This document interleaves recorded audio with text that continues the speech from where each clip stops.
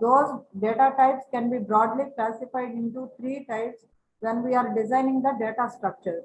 One is the abstract data. This abstract data tells us how data behaves. Suppose graphs are queues, stacks or sets. So these are the important aspects, how data is moving or how data is flowing. So how data is behaving, what kind of relation existing, that comes under the abstract data.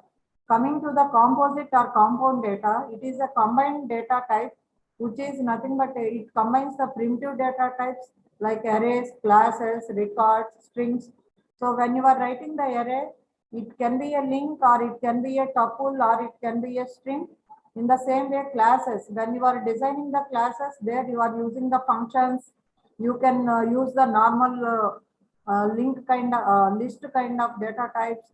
These are the comes under the composite data types. Composite data types may also consisting of even other types of the data also. Now coming to the primitive data types, these are very, very primitive like integers or floating points or Boolean data types or char data types. Actually, Python doesn't have the char. Char also comes under the string single character, but single character is also considered as a string with a single character. So as already I told you, these are the different data types you come across so far.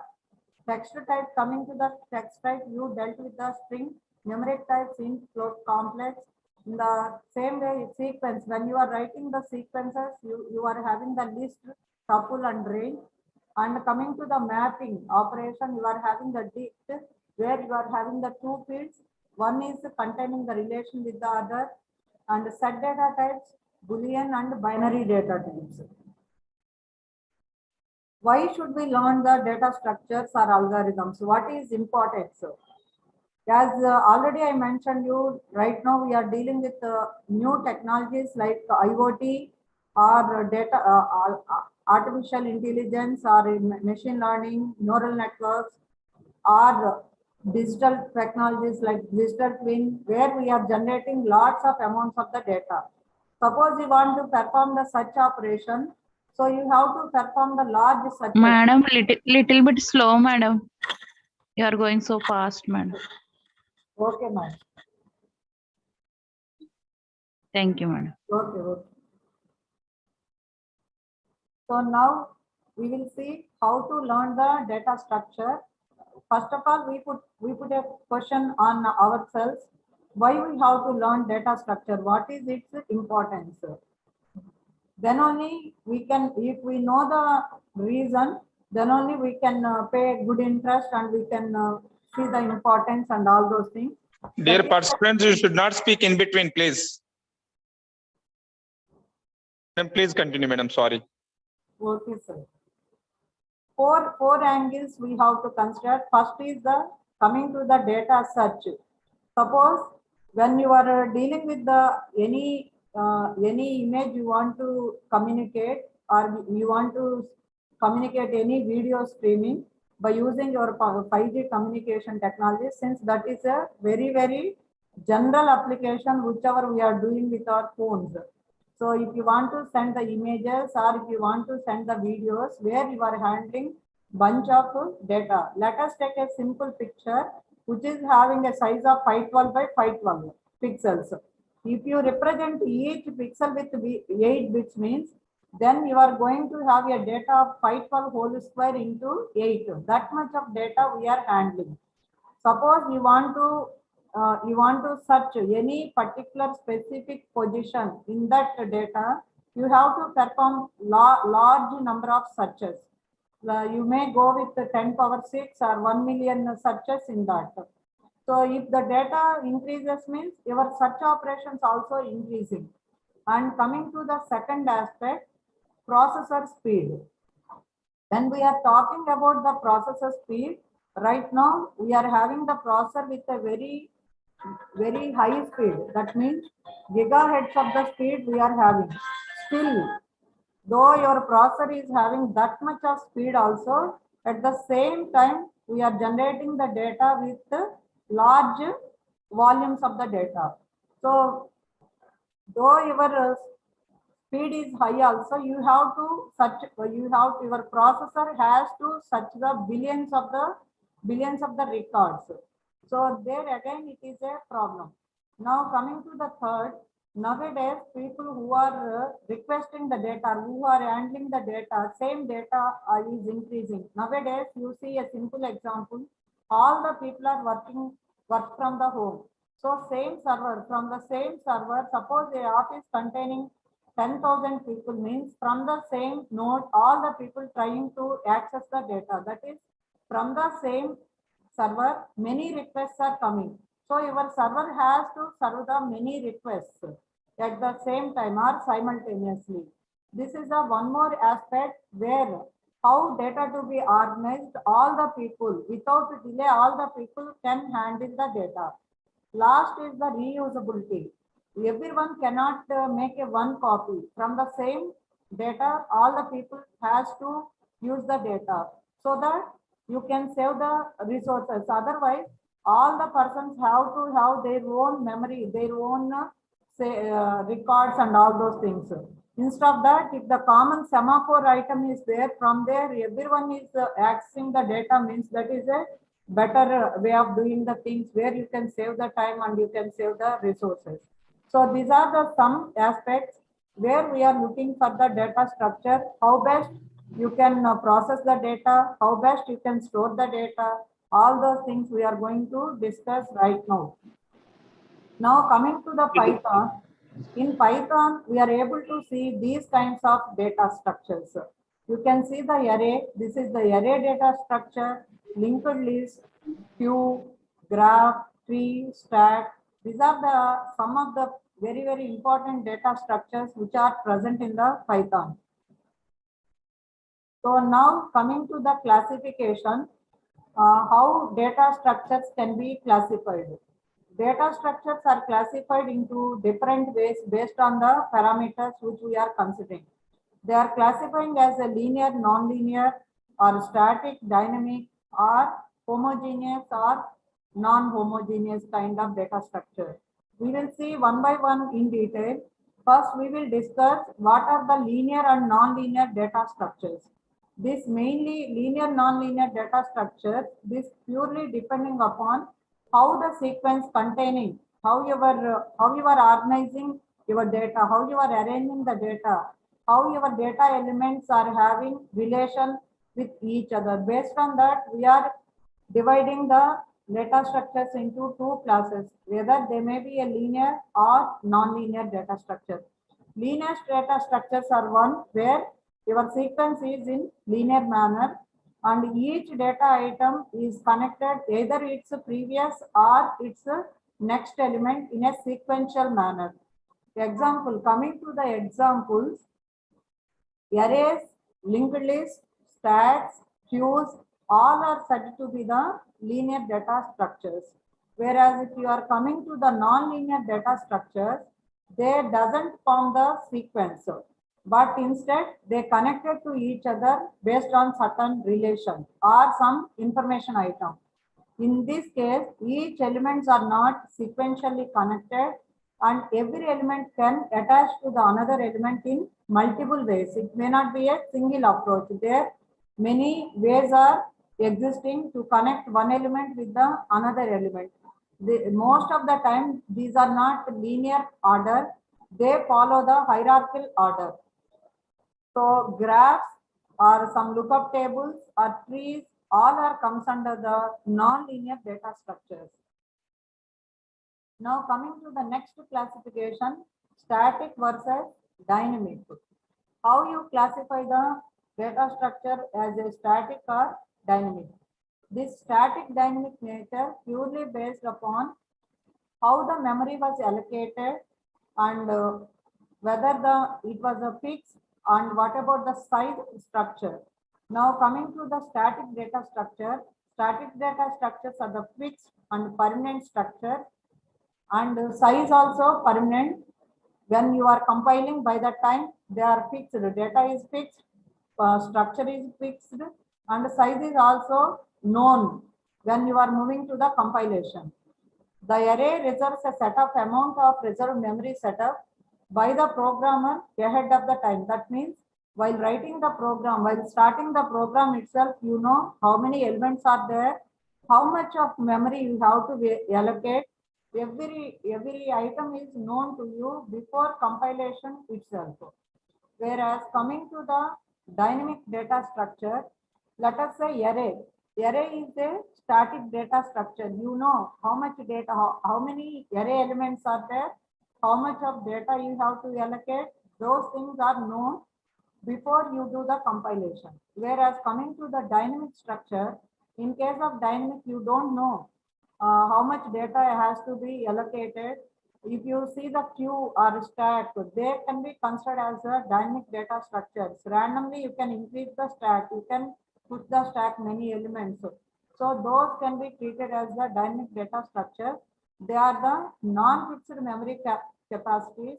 Shrinking and expansion can be possible when you are executing the program. The location of the associated memory can also change. That means you need not place your stack at a fixed point. You can change the location also. All these comes under the dynamic data structures. Now coming to the third classification, homogeneous and non-homogeneous data structures.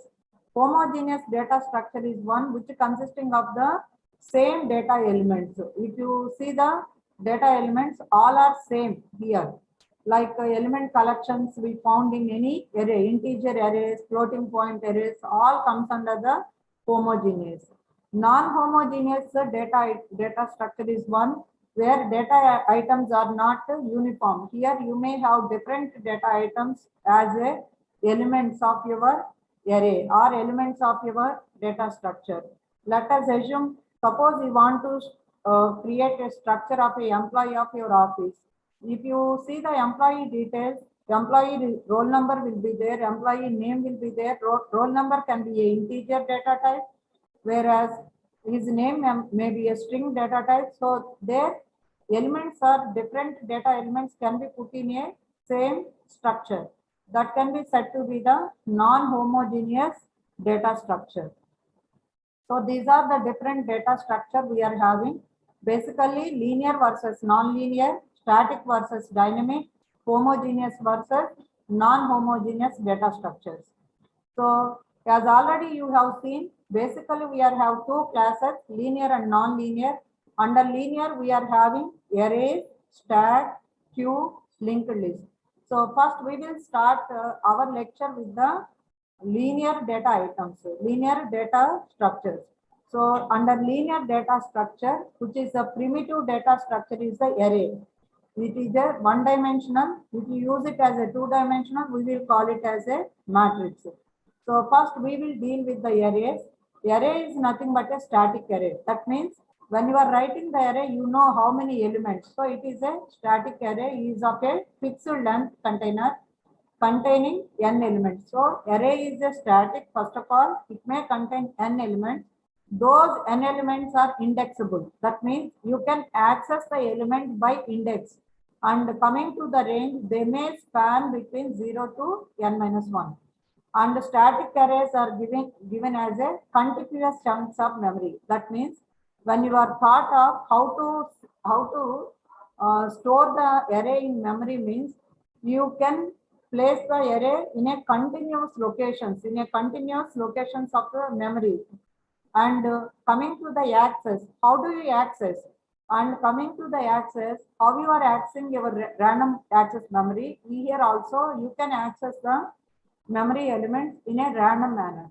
That means whether you are accessing the element at 200 location or 244 location, it takes the same amount of the time. That is what you can say that a random access. So all the locations, any location of your memory can access with the same time randomly. Now coming to the applications, basically where you are using these arrays. Arrays, as already I told you, a primitive data structure you can use when you are creating the list. You can use the array or hash tables or vectors or matrix. You can use all these arrays. And especially most of the time we are performing the sort operation. There also you can use the array kind of things. Now coming to if you see this picture, in this you see the array. This is the array. Array consisting of three components. First is how you are storing in the memory. As already I mentioned here, it is a contiguous chunks of the memory. If you see here, it is stored in a section of memory where the locations are 200 to 244. Contiguous memory locations you are placing your data items. These are your data items. This is the memory locations. These are your data items. And coming to this is the index. As already I told you, all the elements are indexed. So if you see here your array of size 12, that array ranges from 0 to 11. So this is what is your array. Now coming to when you are writing the program, how you can do is, you have to know few things. One is, what is the name of your array? So you have to create a variable, and on that variable you have to store the array. That is the reason you have to give some variable name. In that variable name, you are going to store your memory element, your array element. So this A represents the name of the array. And coming to these things, these are nothing but the items, or we will call it as a data element. Here you are having 3 data elements. So size of your array is 3, and they are indexed.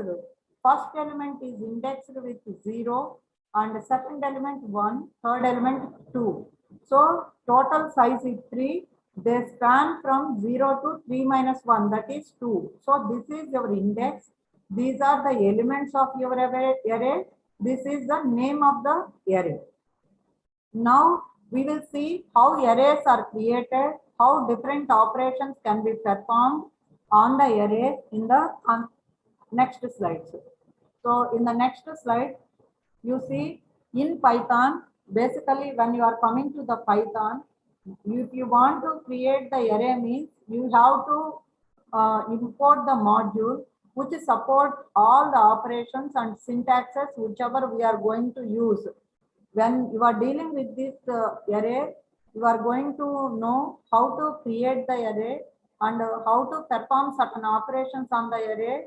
And already you might learn by this time all the Python items, whichever we are discussing, they are the objects.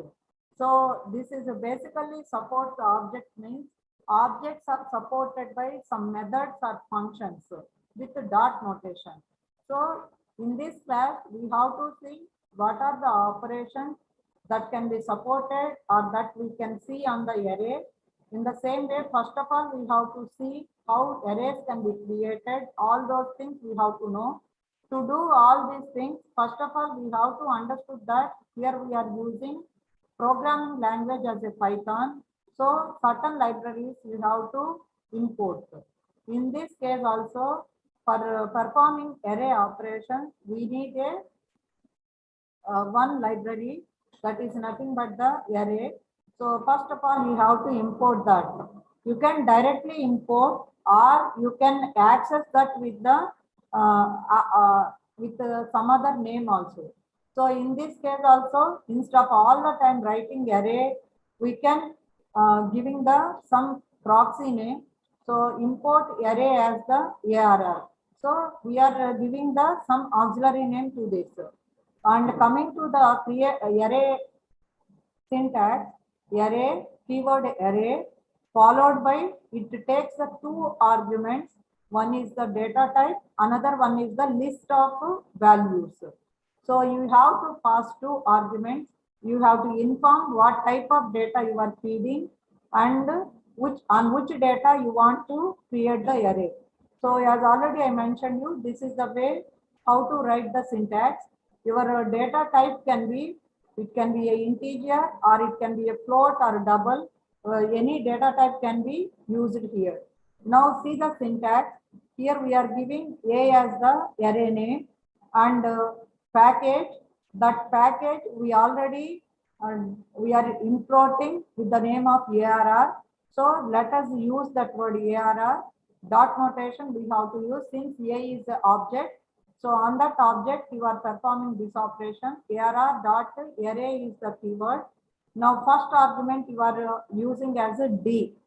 A D is the data type. In this case, D is a double data type. And the list of elements. So these are the list of elements you are putting into this. So now you find one change here. Though you fed the list as the integers, but you after printing, here you have been printed A, here you created, now you printed. So your array was displayed with 1.0, 2.0 like this. So here you have given the word double. That's why you are able to print it as a double data type. So that is the way how you can do the changes. So these are the terminology you have to use. Each data item, whichever you are storing here, that we will call it as a element of the array. And one more word we are using with respect to the arrays, that is the index. Index is nothing but a location of that element, where your element was located. That is indicated by the index.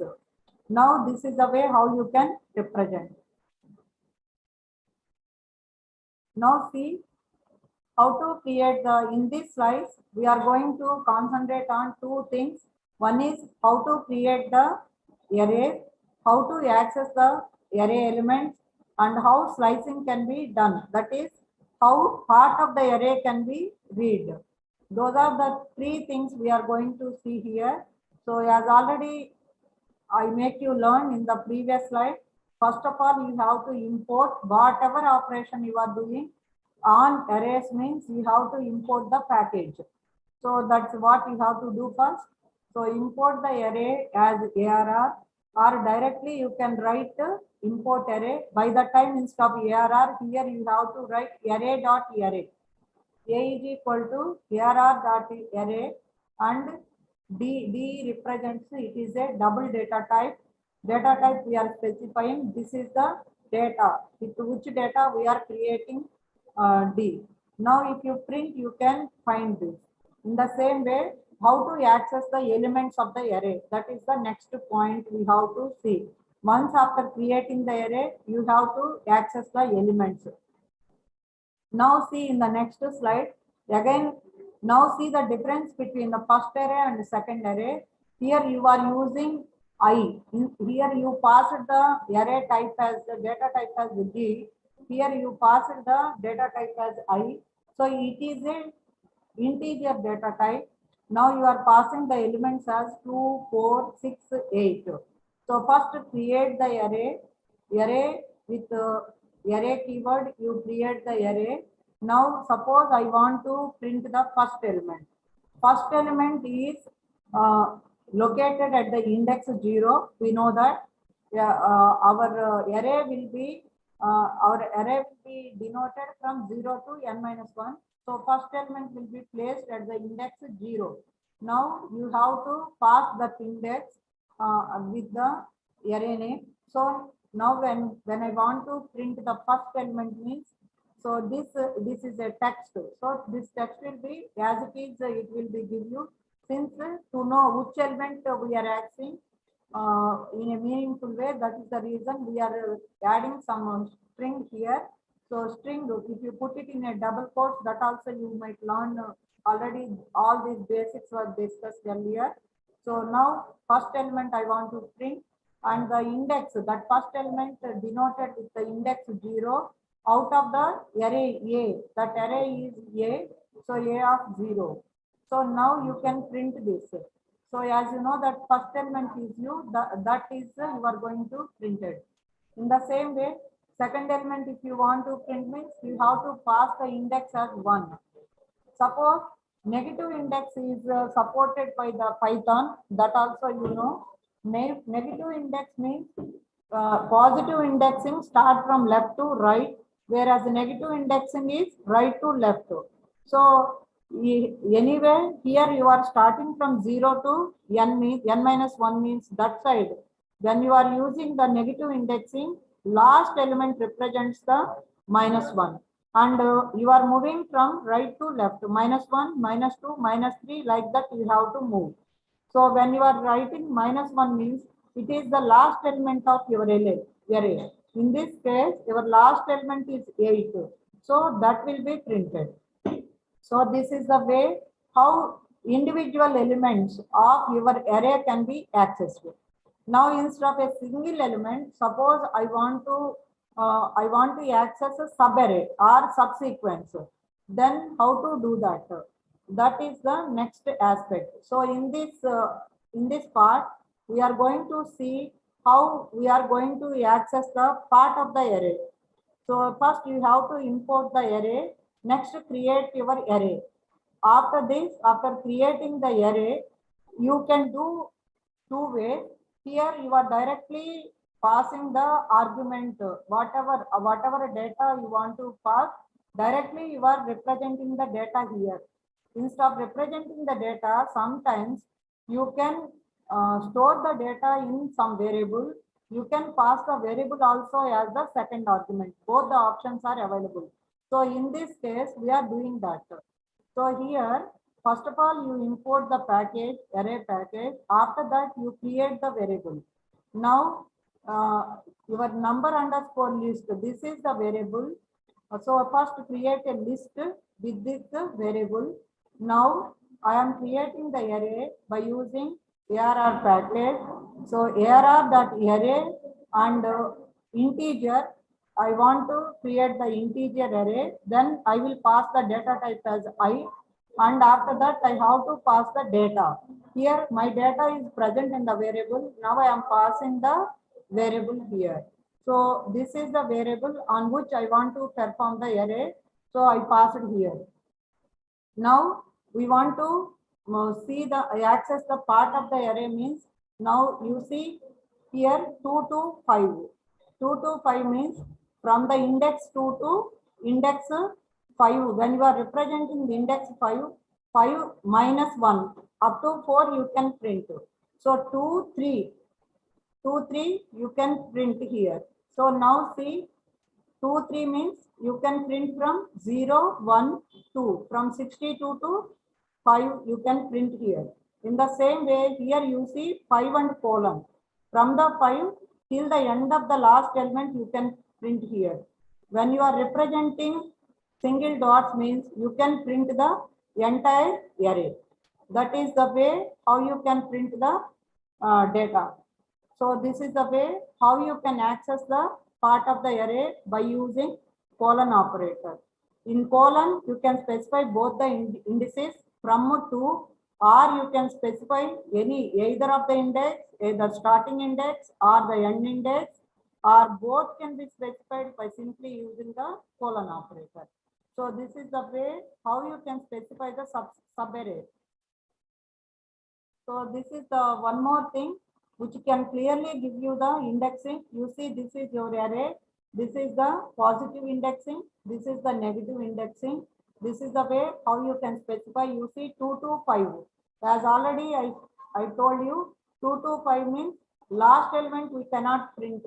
So you can print 2, 3, 4. That already you know in Python that rule is there.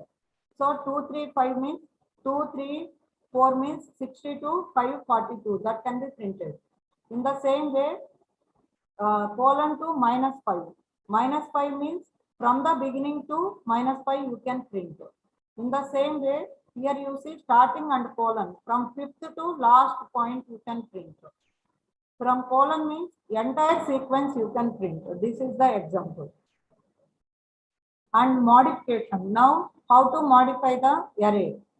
That means, as already you told, you know, there are two different kinds of data types are present. You see, tuple and list both are the list kind of data types. Whereas you can mute the list, but tuple cannot be mutable. Like a list, array also mutable. Array mutable means any element of the array can be modified in place. That is possible with the arrays also, as in case of the list. If you see here you are having a numbers is the one array. We created the array. Suppose I want to change the 0th index element. So if you see here the first element is 1. Now I want to replace first element with 0. So in place, I can do that since array is also mutable. So simply numbers of zero index is zero. Automatically, if you print the 0th position element, one is replaced with zero.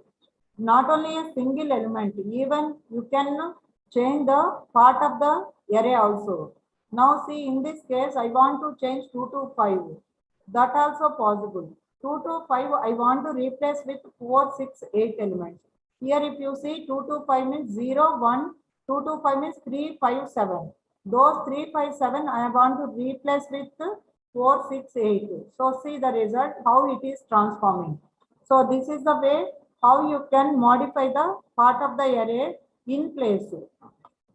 That is possible. Now I want to extend the array, or I want to extend the array. The extending of the array can done with two functions. One is the append and extend. The difference between append and extend is, if you want to append by a single element, then use the function append. If you want to append more elements, that means a vector of elements, then you can go with the extend operation. Now see, this is a one array. Here you are created a array with three elements, 1, 2, 3. Now when I am applying append function, already your numbers is a object, append is a method. We will call it as a method or function that is available. Then yeah, in Python already you studied this. When you are operating the string data type, you studied with the string data type, you know this. So numbers of append, we can write the method or function like this. So numbers of append 4. So when you are writing like this means this element, whatever element you are appending, that element is added at the end of the array. So in that reflection, if you see here, your array consisting of 1, 2, 3, now you added fourth element. So 4 element, that element will be added at the next index. Next index means at the position 3. At the position 3, that is the last place of this array, it will be added there. Now, so if you are adding a single element, simply add with the append. Suppose I want to add a vector of elements to my array. In such a case, I have to use the function extend or method. We can call it as a method. So same on the numbers. Now I am using the extend method. So when I am using extend method, already your original sequence or original array comprises 3 elements, 1, 2, 3. Now you added one more element by using append. So now your resultant array, which is placed in the numbers variable, is 4 elements. To that 4 elements, now I am extending that to the 3 more positions by using 5, 6, 7 elements. So now simply write numbers dot extend 5, 6, 7. So you are going to have 1, 2, 3, 4, 5, 6, 7. So this is the way how you can change the how you can extend the arrays by using append and extend functions. So now, how can I know is it a integer or is it a char data type or is it a decimal data type? Means already this syntax is available in Python. Simply you please use this data, use this table or use this nomenclature whenever you want to represent the array data type. In the same way, these are the basic operations like adding. Right now, we have done how to change the how to add the new element, how to remove, how to delete, or how to loop the each element of the array, slicing, concatenating. These are the certain operations we can perform on the array. Now see how we can insert the new elements into our array. This can be done in various ways. Insertion can be done in various ways. One is by using insert method or by using concatenation operator. So this can be done in many ways. So let us see the first example. This is your array. For this, by observing this, you can clearly understood that it is a double array or floating point array. That is the reason it was represented with the decimal point. Now I want to insert one element into this. Now see the syntax of this is already object A is there with the name of the array A. Now I want to insert some element into the same array. So now I can write this as A dot insert. So this is the format how you can represent object. We have to specify name of the object. Now dot operator should be there. Now you specify the method. Method here is the insert. Now coming to the what is to be inserted at which location. So at the index 2, I want to insert the data item 3.8. So now see, this is the 0th index, first index, second index. At the second index means it is in between 2.1 to 3.1. So in between 2.1 to 3.1, I am inserting the whatever the element I want to insert, which is nothing but a 3.8. 3.8 I am inserting here. So this is the result of your array after inserting 3.8 at the location 2 or at the index 2. So this is the way how you can insert the elements into your array. Now coming to the concatenation, this is the one more way how you can extend the array. In the earlier, we used the built-in function, or we can say that the method. Whereas now we are using the operator. So let us have the two arrays, array 1 and array 2. A and B are the two arrays. Now you are adding array A and array B so that you are creating a new array C. Or with the single array for the A also you can add and you can modify, that also you can do. In that case, you have to write that as A is equal to A plus B. But here, to show you when it results in a new array, how to specify, that's why I was creating as a new array. Suppose I want to create it as a new array means, again I have to specify that as C array of array, now pass the D. Since length you doesn't know so far, that's why you keep that as it is. D comma C also we have to pass here. Sorry, you please correct it. C comma C. Now C is equal to A plus B. So this is the way how you can create the new array by using the concatenation operator. So now your first array consisting of up to 7. This green color indicates the first array. Your second array comprises 2 more elements. Your resultant array consisting of the resultant of the first and second array. So if we consolidate how insertion can be done, as already I told you, first method is by using plus operator or by using the append method. Last element you can add. In this way also you can append, or by using insertion method, or by using extend method. So these are the 4 different ways how you can add the elements to your array so that you can modify the array. Now see, in this small program, we did all these things.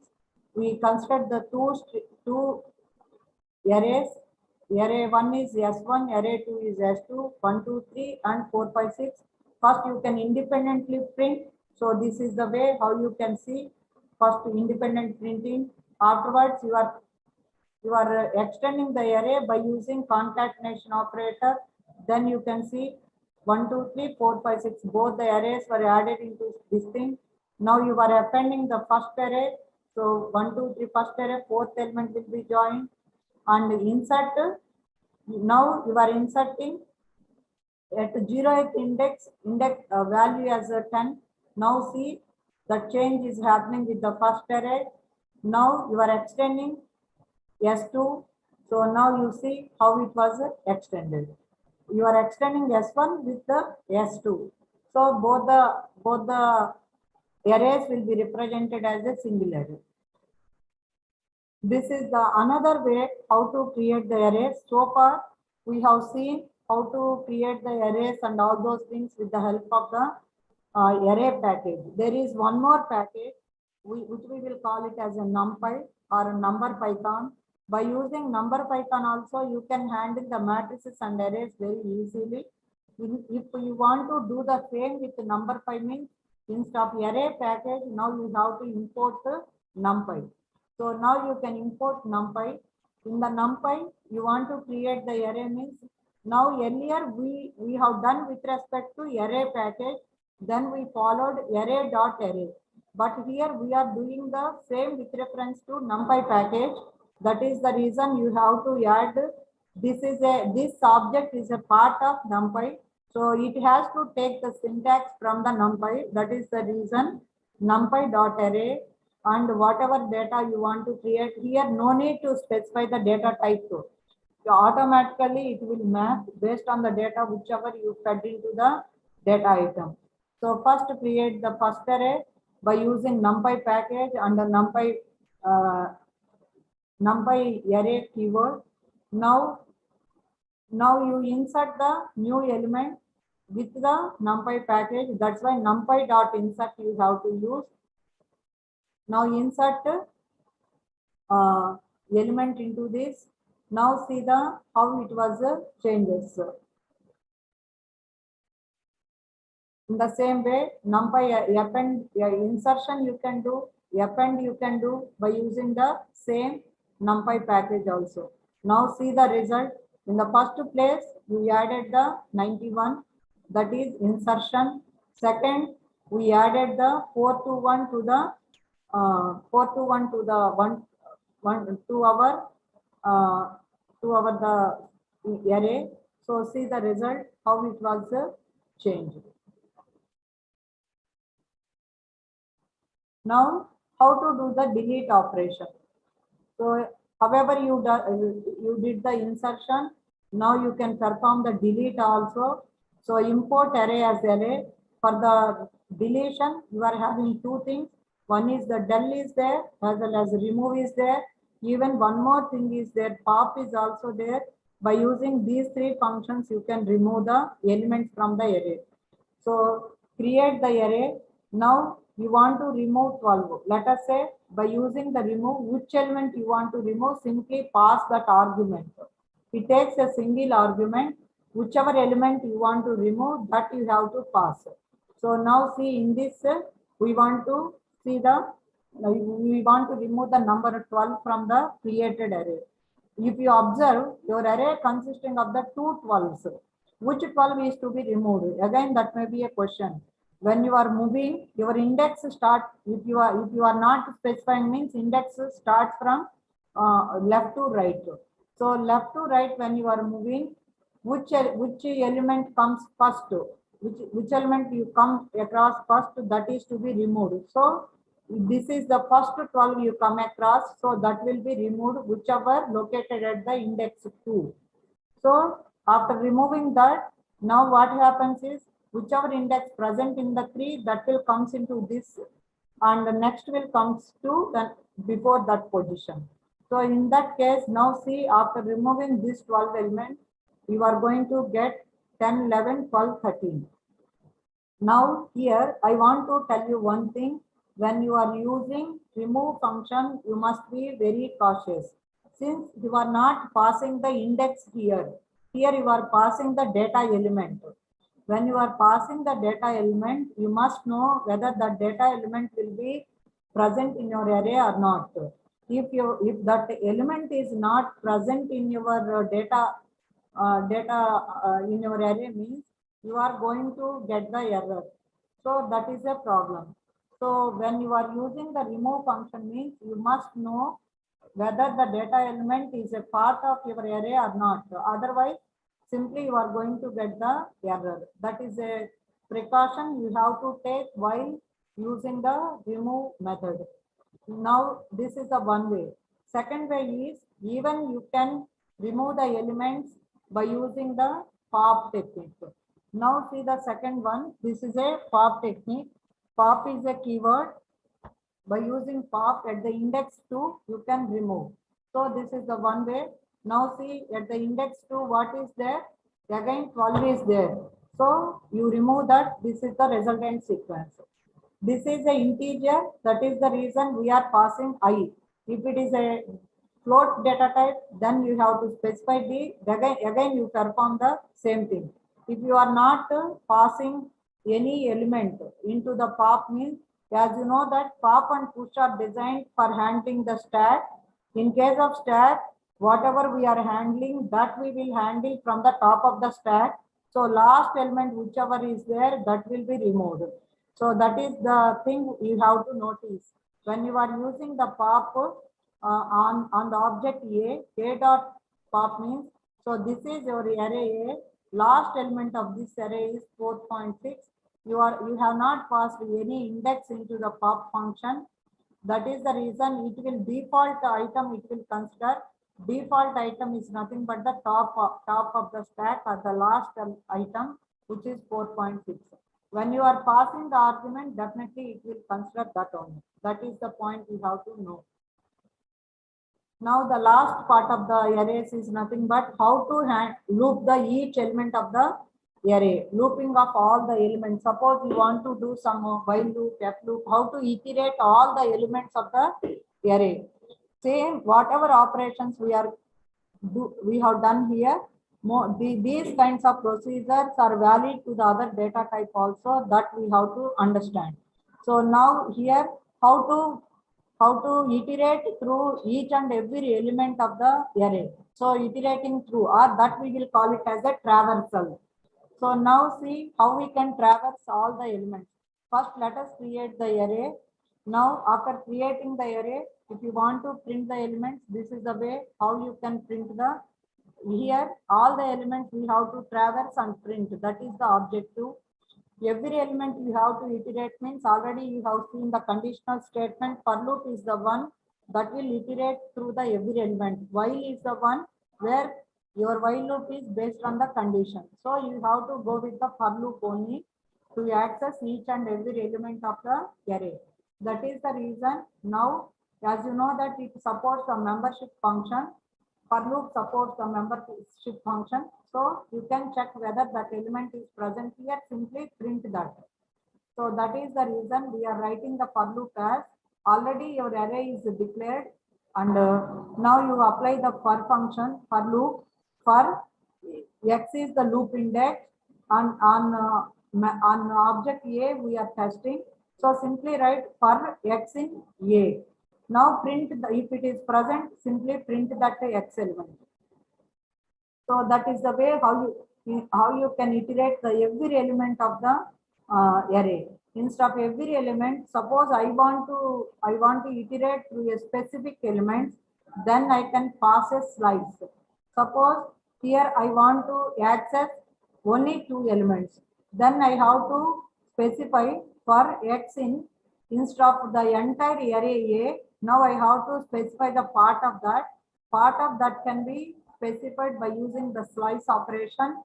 So here I want to access 1, 2 elements. So 1, 2 means, as you know that in the higher index in the Python, that will be neglected.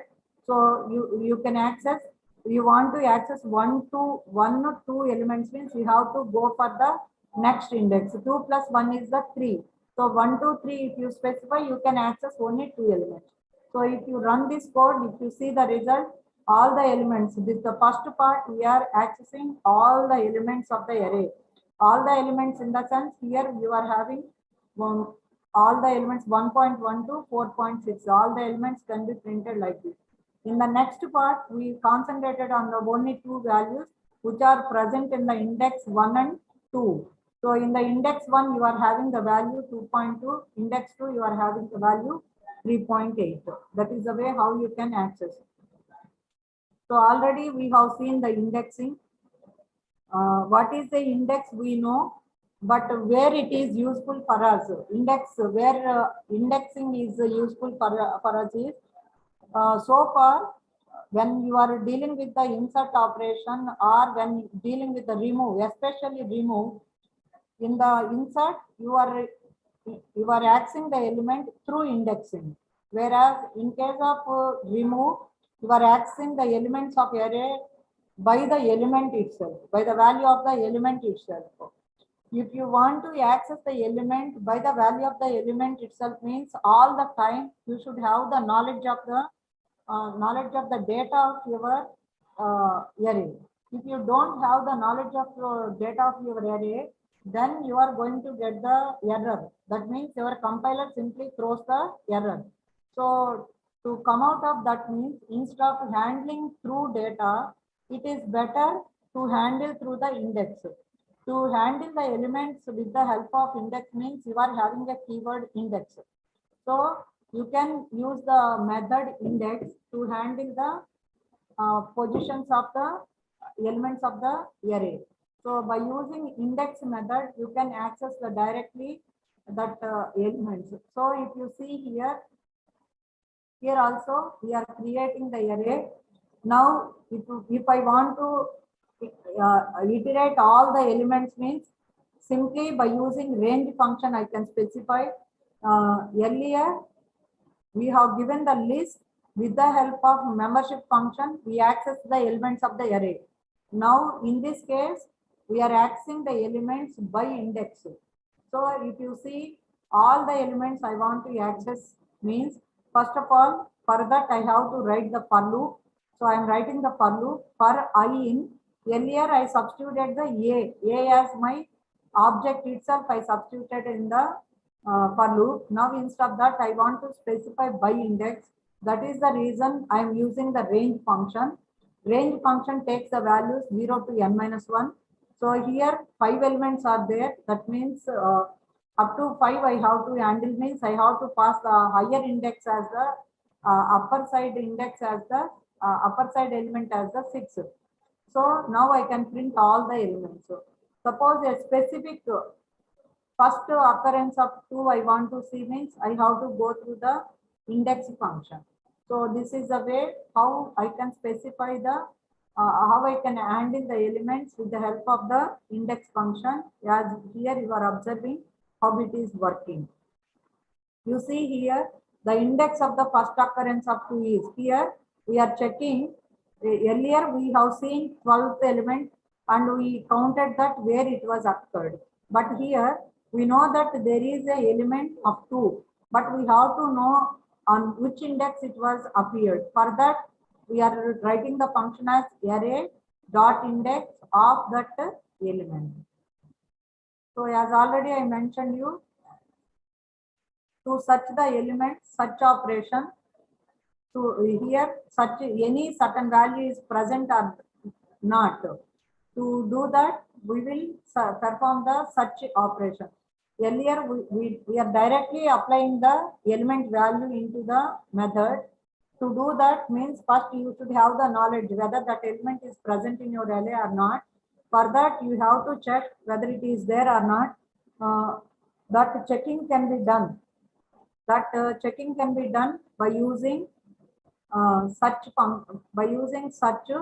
technique. Here search can be performed in many ways. Here I mentioned one method where method I proposed since it is a very simple. This is a built-in function which is present in our NumPy. So first you import the NumPy package. NumPy as the NP shortcut I am using. Instead of all the time writing NumPy, I can write NP as the NP as the duplicate name of NumPy. So you can now represent your object with the NP. So first create the array. Now you use whether 4 is present or not. You want to check that. So simply write array equivalent to 4. Now you can print that where in which indices it was present. In this particular case, if you see 0, 1, 2, 3, that the index 3 it is there, 5, 6 also there. So it writes in which places that value was present. So when we are handling the arrays, one package is array. Even large chunks of data you can handle by using NumPy or Pandas. To do some vision operations or visualizations, we have to require the matplotlib package, and all those algebra modules are present in the SciPy. Now we have seen the array. While writing the array, most of the time we concentrated on the list. But there are other array formats also. Tuple is there, set is there, dictionary is there, set is there. We are not touching these things. Means, as you know that tuple is not the mutable one. You can't change the data in tuple. Set is there, but set does not support the duplicate numbers.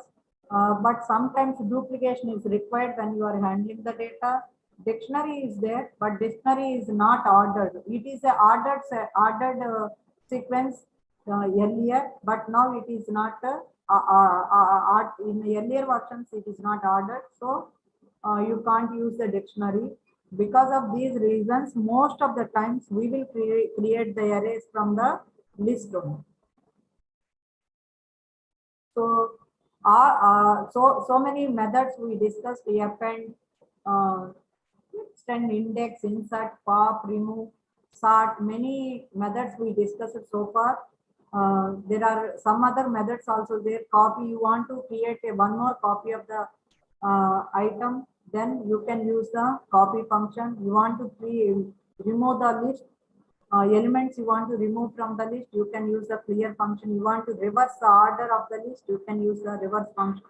There are some more methods also there. In the same way, you can use them. So this is the first item, first part of your arrays. It's 11:30. First, I will complete all the presentation. Afterwards, we will go and practice the. We will go and see the notebook, how they can be worked. So second data item is the stack data item.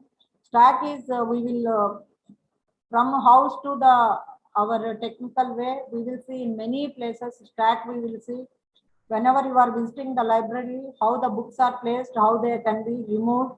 That is nothing but a stack. Even in our kitchen, how we are keeping our plates and everything, our kitchenware, all that is nothing but a stack. As you know that stack works with the LIFO order. That means whatever you place last, you have to remove that first.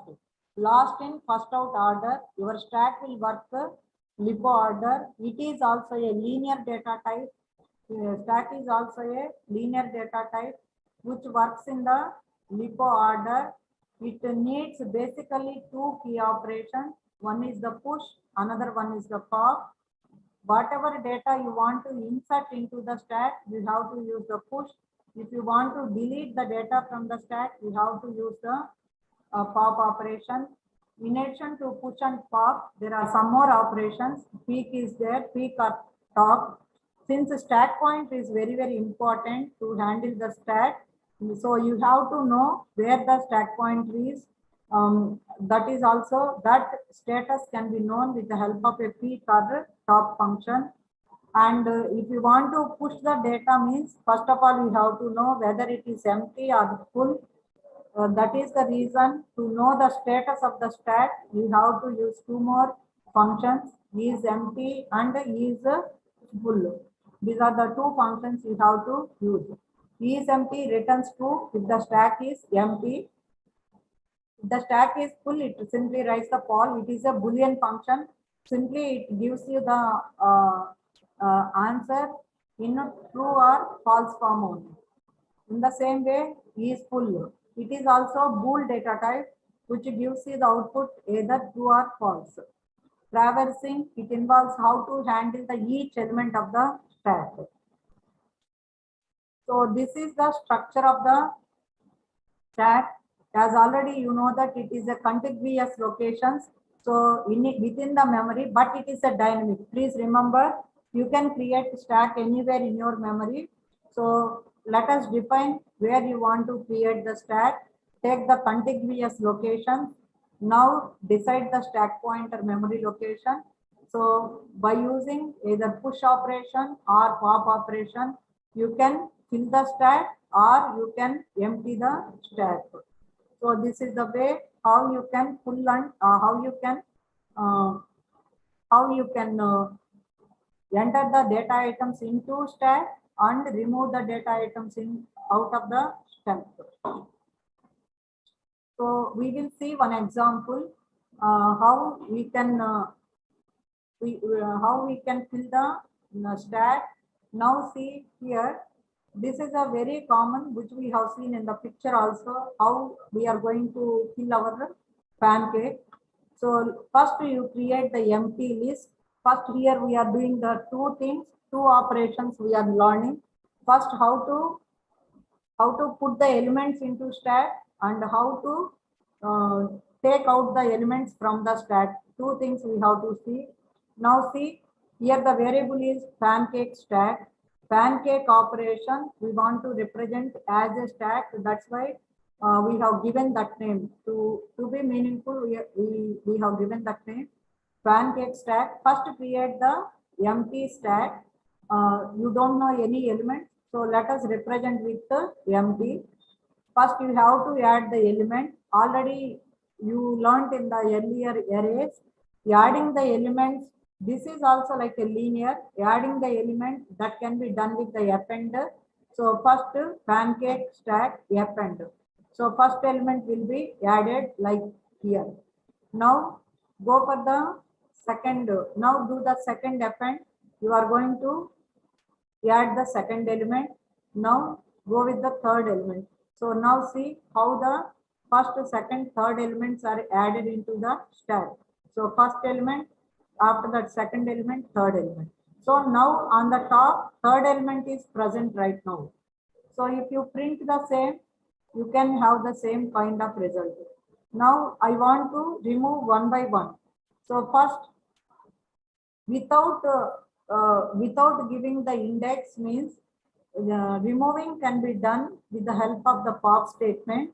So when you are using the pop statement, if you are not giving any index into the pop, automatically whatever is the last element that will be removed. So here the last is the third element that will be removed for the first pop operation. Now go with the second pop and third pop so that you can remove the elements one by one. In the same way, with the data items also, you can push and you can pop. This is the one more example.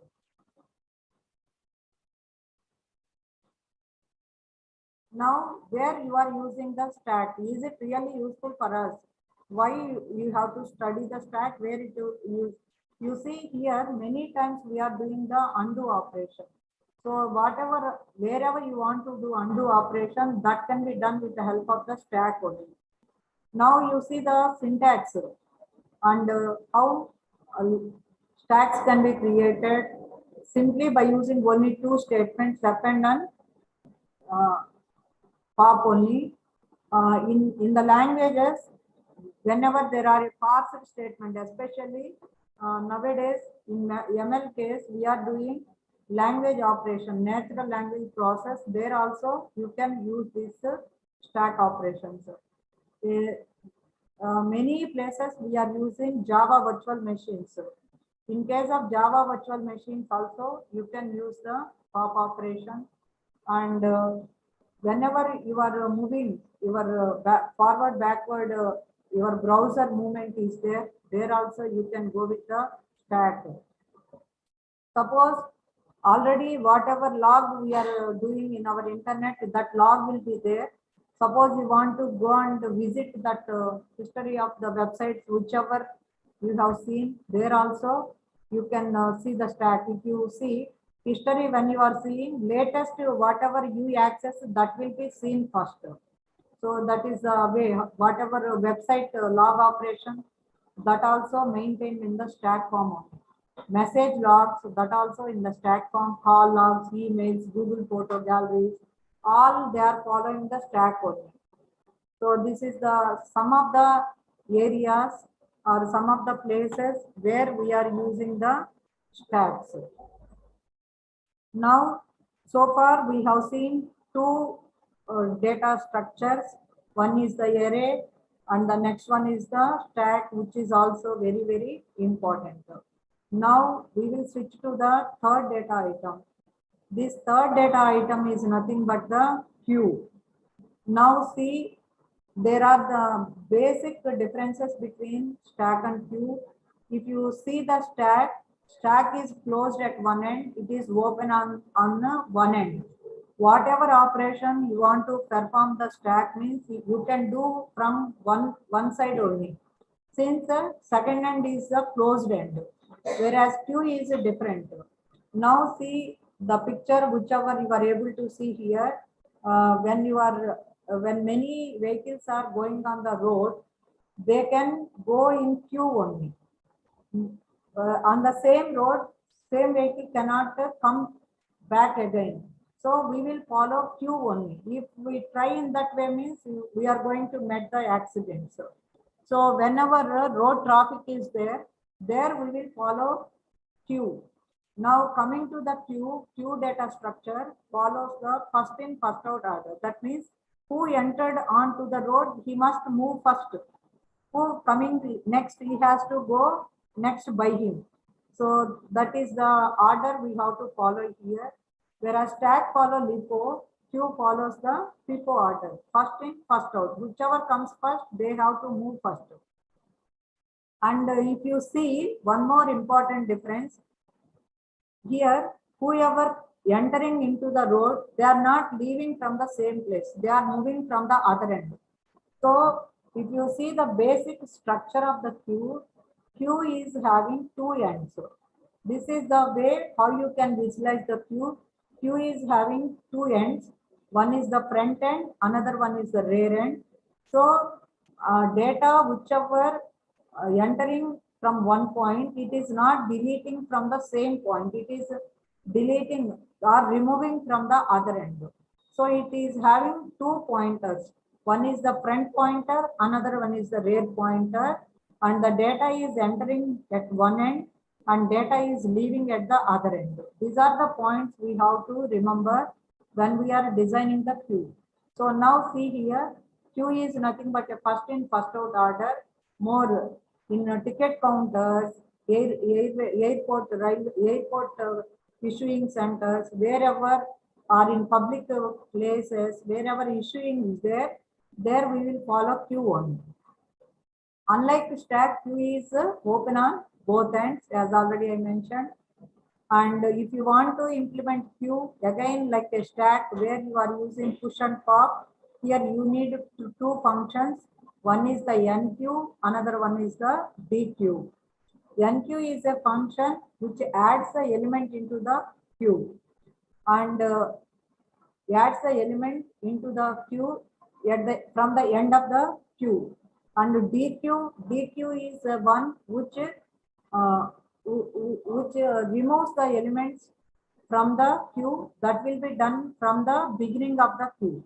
Now see, this is what is your queue. Here you are having 4 items. Item 1, item 2, item 3, item 4. NQ means you are adding the element into the queue. In a normal simple queue, you may not add the elements whatever place you need, but there are some priority queues and some other types of queues there. Even you can add the elements in between also. That is one important aspect I want to emphasize here. So now you see, this is nothing but adding the element into queue. This is removing the element from the queue. This is a NQ, this is the DQ operation. And coming over here, this is again a linear structure like your array or like your stack. Queue is also a linear structure, but it is having 2 pointers.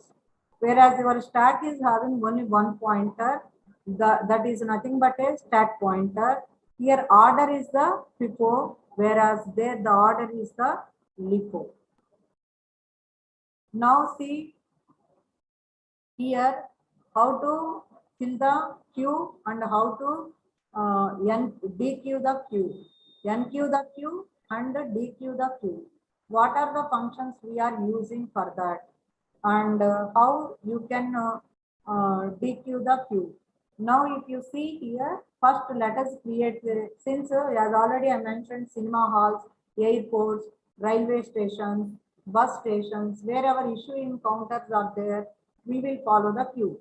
So first let us assume that queue is empty. So let us create a ticket counter or a ticket queue. Let us assume the empty queue. Now you have to add the persons. Let us add the first customer. So first append the first customer. Now you add the second customer. Next you can add the third customer. Let us say you are having 3 customers. Now whoever comes first, he must go first. So now, as you know that you can remove the elements by using the remove statement or by using the pop statement. Since pop is easy for us, so we will do the same thing. So first we want to pop the first person. So first person is present at the index 0. So at the index 0, first person is there. So first you pop him. So pop the index 0. So then first person will be removed. Again, now second person occupies the first person's place. That person first place is not vacant now. That is the reason. Again, you have to pop the element from the same point only. Index will be same only. You have to pop the element from the 0th index only. But the thing is, person will change. That is the reason. In the first case, you have given the service to the first person. Now you are giving the service to the second person, but he is located in the index 01. So now see how you are going to dequeue the queue. So now, as you know that our our queue is, we have created a queue with a ticket queue. Already 3 persons are occupied the queue. Now we have to give the ticket and we have to send them out. Our service should be given to the 3 customers in a queue order. Then first serve the first person who entered into the queue first. So that can be, now he is in, all the persons are in queue with the index is 0, 1, 2, 3. So first you have to serve the first person from the first index, 0th index. So now first person will be served.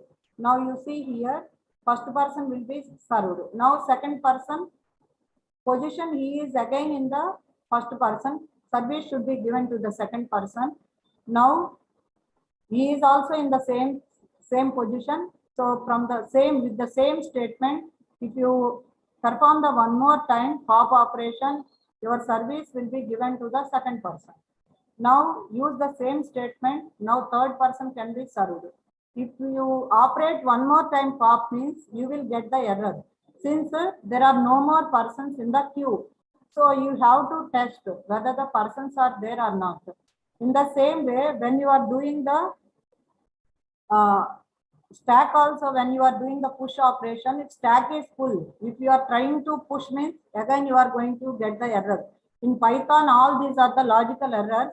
So you must be cautious. You have to do the check condition when you are doing the operations on the stacks and queues. As already I mentioned here, which is a basic simple queue operation, we try to understand. There are not only, I have shown you some other types of queues, even in between also new persons can be added. So simple queue, it is the simple queue, it will follow FIFO order. There are some priority queues. In this case, every element is associated with a weight. We will call it as a priority and then treated them as per their priority. So here, whoever is not come, they are not served first. If you go and see some Tirumala, Tirupati temples, there based on the ticket value, priority will be given. Some separate queues will be there. All the people are not in the same queue. And even if VIPs comes means they will be served first. So some weight will be given. So priority basis service will be provided. So that is the second priority queue. In this, every element is associated with a specific weight. We will call it them as a priority and then treated them as per their priority. So far we dealt with a queue. We are entering from one end. We are dequeuing from the other end. But there are certain queues. They can have both the ends. They can be both the ends. You can enter the data. Both the ends you can leave the data. So doubly ended queue. In this queue, there will be 2 ends. And we can enqueue or dequeue the elements from either ends of the queue. So that is again FIFO operation. Last one is nothing but a circular queue. In this queue, last element of the queue, whichever is there, that will be linked with the first element of the queue. So this is a circular queue. Now coming to the applications where we are using the queues. So whatever job scheduling or micro programming is there, during that time our OS operating system is following the queue data structure only. In the same way, whenever you are developing network nodes and handling the nodes also, network nodes also, we are following the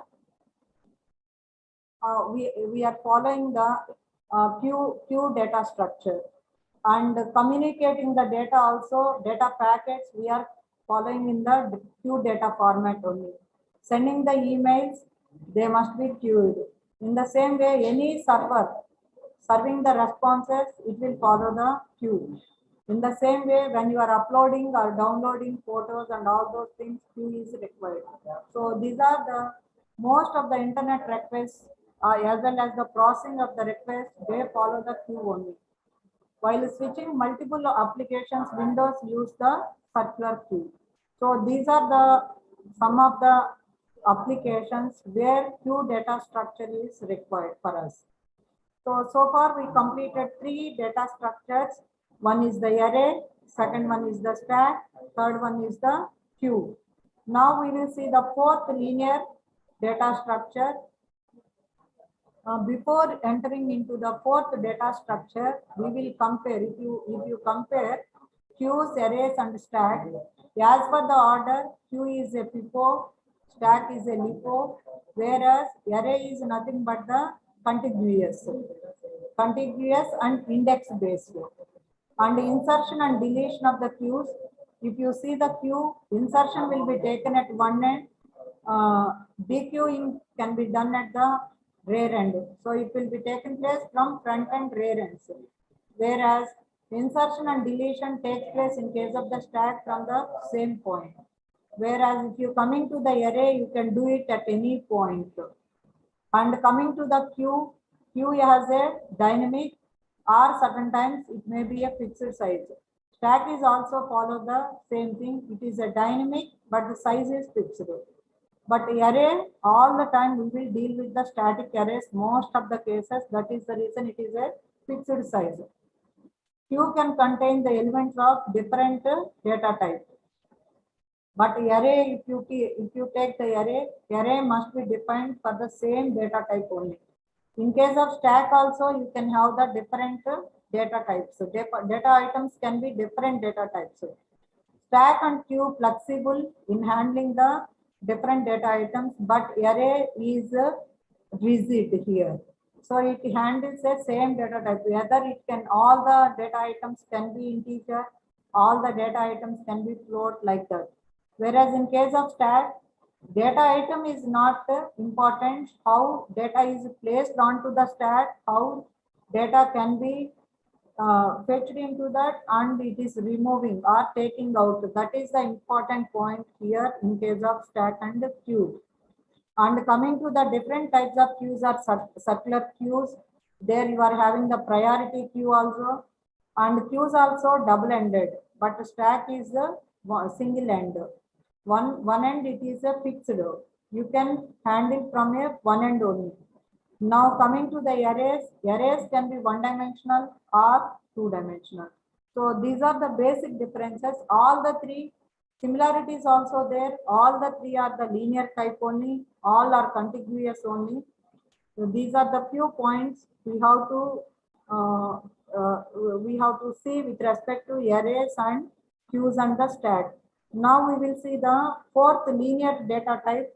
4th linear data structure. So far we are discussing data structures, all are linear only. Last data structure, linear data structure, which we are going to discuss now, is linked list data type. Linked list data type is similar to array as per the structure, but as per the organization it is entirely different. Now see how it is different from the our array. first difference is, if you see the array is a fixed size and it will be stored in the contiguous locations.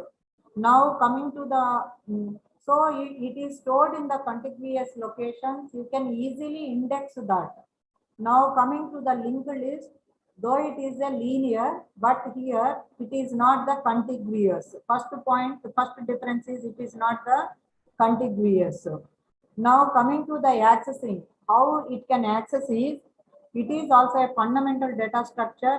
It also follows the sequence only, but how you can access the sequence is different. So coming to the accessing of the elements of the linked list, here each element is said to be a node. Each element is said to be a node.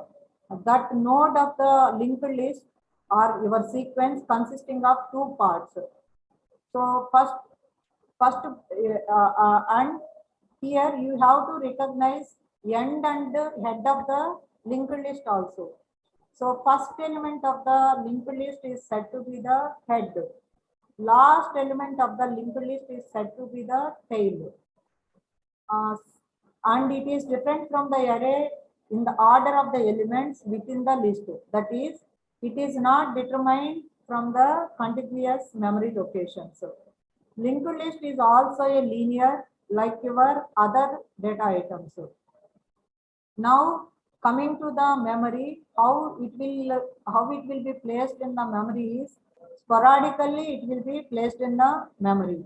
That means, what do you mean by that is, each element, or we are telling them as a node, your node consisting of two parts. First part is the data, second part is nothing but a pointer. That means, let us see here, let us assume that this is a node. So as already I mentioned you, it consisting of two parts. So out of these two parts, first part is nothing but a data item. And so this is a data part. You want to store some 12. In this node, 12 is there, and this is a location. Location in the sense where your next data item is there. So your next data item location will be appear in the pointer as a pointer in the first node itself. So if you come to the next data items, let us say 12, 99, 30, 7 are the data items. First item is the 12, next item is the 99. So as you know that they are not stored contiguous locations. So first data item contains the address of the second data item. So when you are coming to the first data item, automatically it places to the next data item. Your next data item contains, next node contains your next data item. In addition to that, your third data item's address also it contains as a pointer. So once you read the second data item, there itself you are pointing to the third data item. So when you are coming to the last data item always points to the null. Since already all the data items are over, but pointer is there, that pointer should represent the null. In the same way, how to get the first data item's address? For that you need the header. Already I told you, you need the endpoint and the first point. One we will call it as a tail, another we will call it as a head. Tail is one where null location will be addressed to. Head is one which points to the first location of the data item. So head doesn't contain any data item. It comprises of only memory location, memory address, which points to the first data item. So that is the way how your linked list data will be organized. So it is a linked list data structure which comprises of nodes. Each node comprises of two parts. It comprises of the data as well as the pointer. Your pointer gives you the memory address reference to the next data item. So again, coming to the classification, your linked list data items can be single linked list or doubly linked list. Now in this example, you can clearly see head. Head contains only memory location. It doesn't have the data item. You see the null. Null is nothing but here it doesn't have the any address. It comes to the end. Now see here. In this example, you can clearly understood that first data item is 10. The data item is located at 4,800 memory location. This 4,800 memory location, it is a pointer in the head. In the same way, now see the first node. In the first node, data item is the first data item 10. It contains the address of the next data item. Next data item is 15. It is located at the 4,900, let us assume. So in the pointer, it contains the 4,900. So when you are coming to the first data item, you can easily understand that your data is 10 and next data item is available at the 4,900. So automatically it points to that location. So when your control comes to this point, it can read the second data, which is value is 15, and you can get the address of the next data item. So if you see, whenever you are coming to the 4,900 location, automatically you can get the pointer in the sense memory location address of the next data item. So this is the way how linked list will be created. Now see here. So first point is here index accessing is not possible. So to locate a data, entire list has to be traversed. This is the first point. So if if the link is big means you have to traverse more and more. So coming to the operation complexity, here n number of operations are existing. And coming to the operations, either you can add the elements at the beginning of the linked list or at the end of the linked list. As you know that you are having the chain. Linked list is similar to your chain only, whichever chain we are using. So you can add how many number of links you want to add, you can add to that. That's why it is a linked list. In how many, since it's not a fixed, only thing is you have to get the memory locations and data items. You can extend to any extent. That is the reason you can add the elements either at the beginning of the linked list or at the end of the linked list or at any point. So out of all these things, the best way or easiest way is add the elements at the beginning is easier. Since you can easily know the header, that is the reason. At the end, it is points to the null location. So you don't know the last location. That is the reason prepending, that is appending at before is easier in case of linked list. It can be used in compiler design. We can use the linked list concept. And in the same way, when you want to switching between many programs, in case of your OS, you follow the linked list concept only. As you know that in image viewers, all the images whichever is there, so they will be stacked like a TIFF file and you can easy in the same format. In the same way, music player, web pages, all these cases we are using the linked list concept. So again, you can have the singly linked list or doubly linked list. Singly linked list means flow is in one direction. Whereas in case of doubly linked list, your flow can be from left to right or right to left. Now see the difference between the singly linked list or doubly linked list. In case of singly linked list, one data item is enough. But in case of if you want to design the double linked list, you should access the 2 points. Since you have to have the previous node as well as the next node address. That is the reason you have to go with both the links. So these are the types of linked list. You can have a single linked list and double linked list. We can see the application of this in the Jupyter notebook.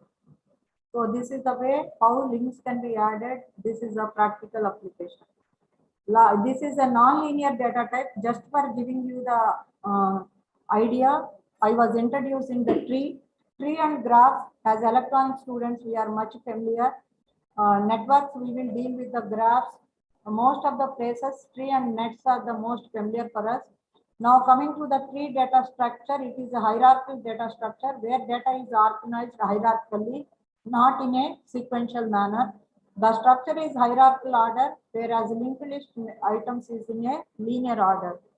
So far, whichever we discussed, 4 data structures, those are the linear, but it is a hierarchical. A tree contains a nodes and each node is connected by a branches. We will call it as a edge.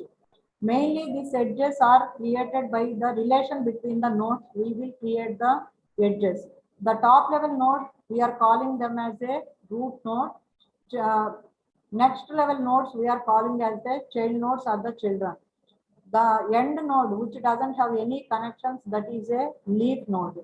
If the node is connected to the other nodes, then the preceding node, we will call it as a parent, and the next node, we will call it as a child node. That is the kind of nomenclature we will use here. There are different kinds of trees. Binary tree is there, structured binary tree is there, B tree is there. Like that, there are different tree structures are available. Mainly mainly tree is useful for us to implement the database index. We will use the B tree. In this example, you see here, as you are observing here, this is the root node. Root node comprises 2 parameters. One is the key, second one is the pointer. So let us say this is like your dictionary data item. So it is a mapping data type. L is Bob list. These are the keys and these are the parameters. Now see, L is 1102. This is the L is pointer is 1102. So when you move to the when you move to the 1102 to this pointer, for the LEs, whatever is the data item is required, you can get there. In the same way, if you see the Bob data is present in the location 1103. When you are coming to this node, you can get the related Bob data types. Like that, if you go there, the next node there, if it is a if it is having the relation to the next node, you can find the data. Whereas if you come and see here, Charlie, here there is no relation to the next, so it was ended here. Like that, you can, based on the relation existing between the nodes, whether the branches will be established or branches may not be established. So this is the way how tree structure can be maintained, tree data structure can be maintained. If you see here there is no order, just simply hierarchy. Whatever is there, based on that you are moving there. From there, if the data is represented, you are able to move. So based on the data available, based on the relation, either it can form the branches or it can have the relation with the next nodes or not. So this is the way how you can implement the databases by using B tree. So now coming to the application, in case of our ML, we are using decision tree. Wherever decisions are required, there you are using the tree structures. Domain name server, DNS server using the tree structures, file explorer, computer graphics, pointing, all those things we are using the these things. So as we stated at the beginning, how we started for the application of the data structures. So because data storage, data exchange, and resource service management is scalability. Scalability means if you want to enhance the data structure suddenly or data memory you want to enhance, you can do that by using data structure. You can properly manage, you can provide the better services by using stacks and queues, and data can be managed properly. Exchanges you can do with this nicely, and storage you can have the better data structures with the DBMS. You can have the better storage options. So this is what is the different data structures which are existing in the Python. We are able to see. Now we will see the few brush up points by using Jupyter Notebook so that you can get the idea. Basically, when you are implementing these things in Python means there are different tools available. Directly, you can use the interpreter, Python interpreter you can use, you can go with that. Or one more other means of handling these things is you can use the, if you are not known how to download the software, how to go with all these things, Google itself, they are providing the platform for us in the name of Google Colab. They are free for everyone. If you are having a Google account, you can use it. From the Google Colab, you can easily easily implement any of your Python programs. So I chose that will be the better option. So in this here I am going to show you few.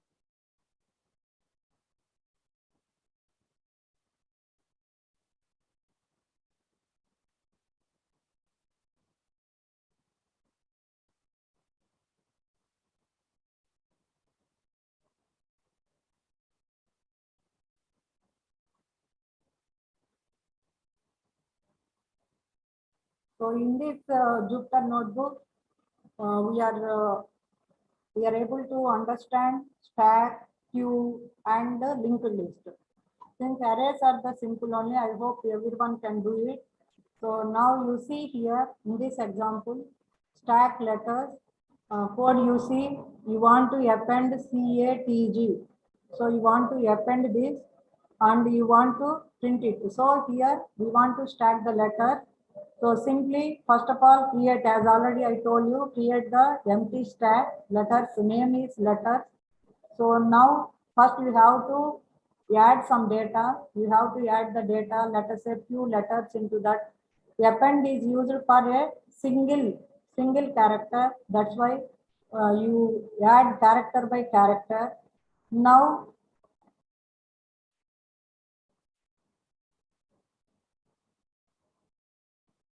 see.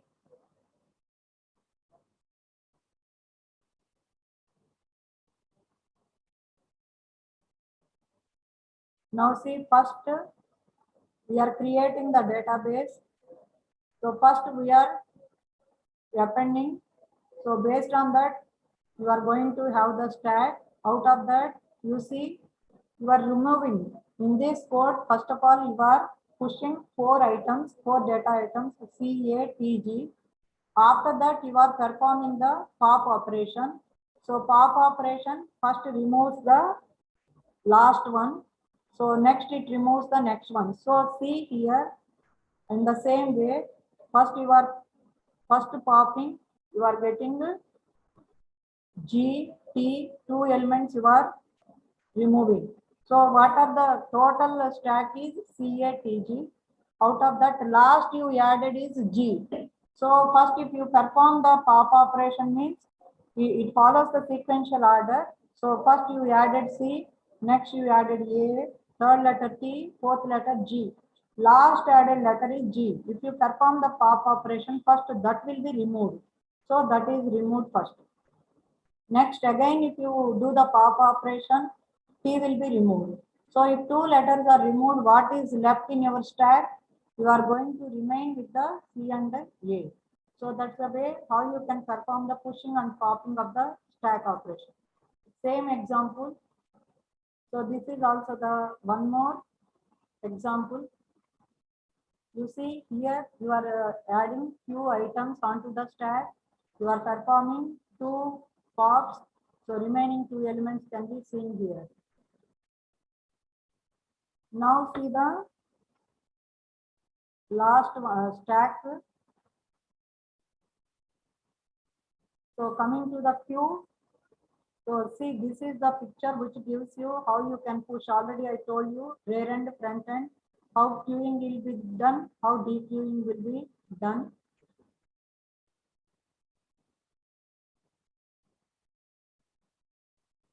You see here, first you created the with the size of 10. First you are specifying the size also. So out of that, you already joined few items, 1, 2, 3, 4 items you pushed onto the queue, and you are seeing the same here.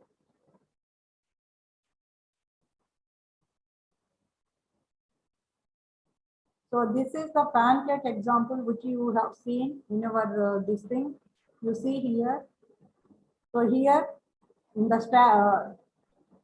stack pancake 1, 2, 3. So 1, 2, 3 pancake 1, 2, 3. This is the third is the last added pancake. How you can print.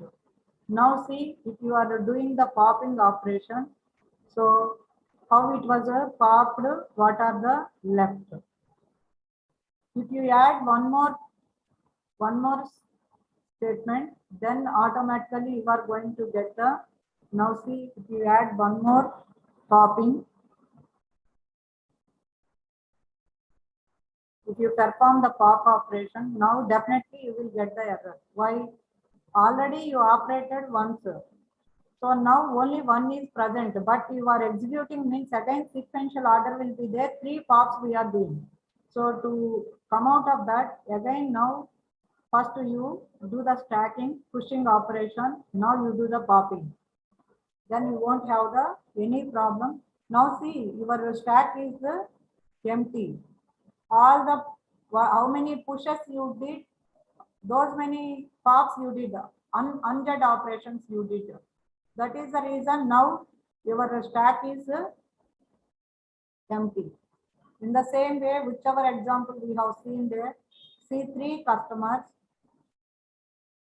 customer 1, 2, 3. Now see how we can serve the customer. So first customer, service was given to the first customer, 2 more are left. If you give the second time, now service is given to the second customer, third customer is in queue now. If you want to serve the third customer, so now no more people are in the queue. Suppose I want to do one more dequeuing, definitely I will get the error. This is what I mentioned you. You must be aware whether queues or stacks are occupied, then only pushing and dequeuing operation should be taken place. Otherwise, you will get the error. This everyone has to notice. So this is the way how you can go with the stack and queue. Now we will see the linked list.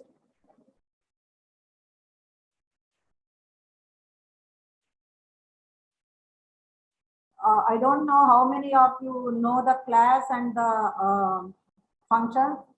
I assume that already functions cover class data, class creation of the class in Python also over. So by using class and functions, we can write the linked list. So in this case, however you are writing the function, syntax for the function you know very well. Function start with the def keyword, name of the function, and the parentheses for the arguments and the end colon. That is the way how we will write the function in case of the Python. In the same way, here it is a object-oriented language which supports the groups. In case of groups, we need the classes. Whenever there is a class declaration and description based on the object, based on the class properties, we can create the objects. So that is the way how we will do normally. Here also, we are following the same thing. Before going to create the linked list, first of all, you have to know few things. From the fundamental, what we discussed right now, your linked list consisting of the nodes. And again, if you see the node, you are having the 2 parts. That also we observed. As you know that, just now we saw, in case of the linked list, you are having the node Node is having the two things. One is the data of that node as well as the pointer to the next node. So first of all, I have to create a class. Since once I am having the properties of that class, that can be inherited, that properties, whichever properties you are specifying in your class, those properties can be given to any number of objects. That is the easiest way. Otherwise, if you want to write them as a function, means your function has to run those many number of times. Instead of that, if I am declaring anything in the class, means those class properties can be inherited to any number of times. So coming to here, when you want to write the linked list, means as you observe that linked list is nothing but a connection of the nodes. First of all, for that you need the component node. If you go and see the node, your node consisting of the two parts. First part is the data item. Next part is the memory location. So first of all, I am defining the class. Coming to the syntax of the class is, class starts with a keyword class, followed by the name of the class and colon. No arguments. Arguments is not required here. If you want to write down anything, means next you can specify them in functions. So class name here is, we want to create a node for the linked list node. Now define the class in that. Within the class, now whatever properties I want to have, those properties I am specifying in the function. So let us define a function. So function start with a keyword def. So let us start with the def, and init is a built-in function. So let us give the name of the function, or we can say it as a method. Function or method, both are one and the same. Now pass the argument. Here one of the argument is self, second one is the data. As you know, you need two things. Self.data, whatever data is there, we will assign that variable to the data. Next is first head. For that head, no location. That is the reason. Next is the keyword we are using to indicate the pointer. So self.next is the none in case of the first node. Once you are having the node, by using these nodes, you can create the linked list. So now create the linked list class. So let us create a class of linked list. So class linked list. Now define a function in that. So what is the function you need here? It is nothing but the interconnection of the nodes only. So define with the help of no arguments are required here. So self.head is equal to none. So this is the linked list class. This is a node class. By using these two classes, we are going to create the linked list data type. So now for creating that, the next step is we have to follow this order. First, you have to check whether head is empty or not. Since whether doesn't contain any data item, that is the first we have to understand. If the head is empty, then assign the only address part to this. If the head is not empty, get the last node of the linked list. Assign the new node to the last node of the next pointer. So follow these guidelines while creating the linked list. So now see here, class linked list. So here, how to insert the next is how to insert the in between nodes. For inserting in between links, we can write a function, insert function. So insert function, just add the nodes. Already node is there. Add the nodes with the same data type. Once new data items are new nodes are added, you can display the linked list. This is a part of the linked list. Once after doing all this, we can test the data by creating the objects like this.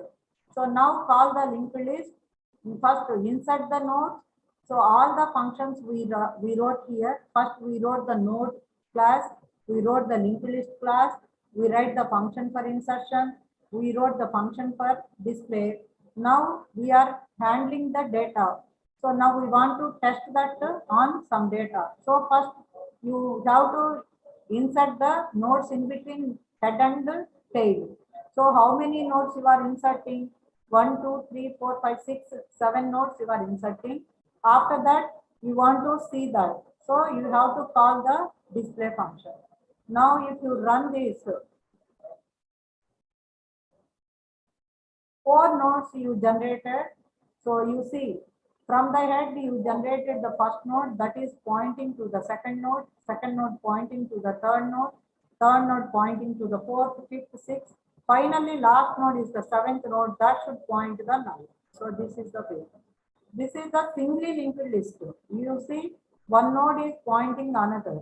But if you want to come to the doubly linked list, means first of all you have to change your node. Instead of a one data item, there you should have the previous and next. First change the node definition and follow the remaining as it is. So this is a doubly linked list. So this is the way how you can implement the same in the Python. This is the way how things can be implemented in the Python. So now anybody is having any doubt, you can ask me. Array, anyway, it is a common. Already you worked with the links. Already I provided the data. You please go and work with that data. Now 8 more minutes are there. Anybody is having any doubt, you can ask me. If not, then we can go and work with that second tutor notebook. First of all, anybody is having any doubt, let us come up with that. If you are not having any doubt, otherwise we will see the practical of the second.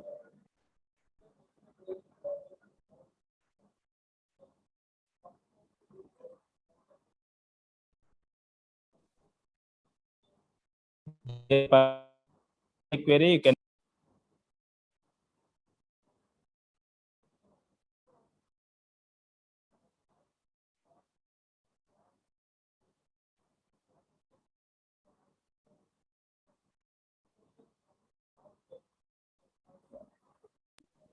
Madam, Sir, I think they don't have any doubts, madam. You can proceed. shall we go with the arrays notebook, sir? Yes, madam. Yes, madam. Yes, madam.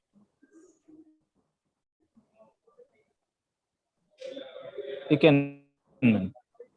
You can proceed with the next topic.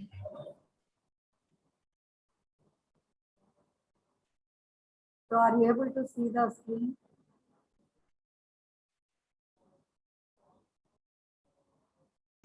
Yes, madam. The participants, I think they don't have any doubt, madam. You can proceed with the next topic, madam.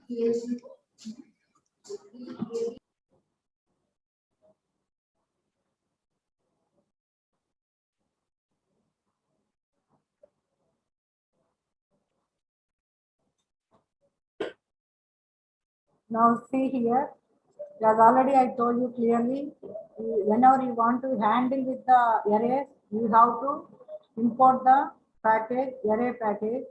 So now to add the import array package.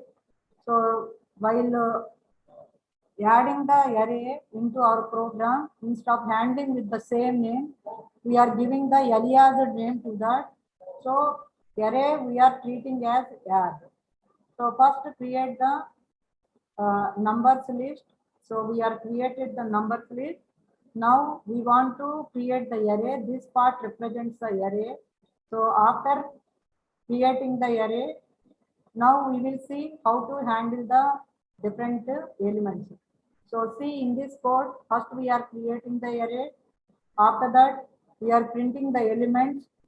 Second, third, fifth means less than 1. So second, third, fourth. Here you see this. So in the first case, already your numbers list is there. With that you are creating the array I numbers list. Coming to the printing, out of that number list, you are printing from starting from second, third, fourth. So come and see here indexing. Second element is 62, third element is 5, fourth element is 42. So that is to be printed. Next is colon means second is given, second is -5. Already I told you Python supports the negative indexing.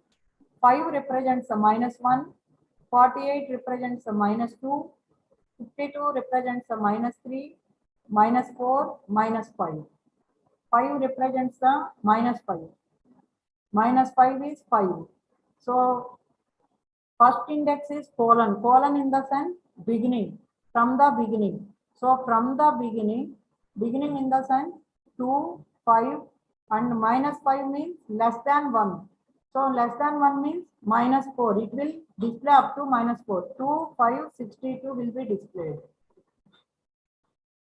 Now coming to the next statement, you want to print the array from 5 to the last index, index 5 to the last one.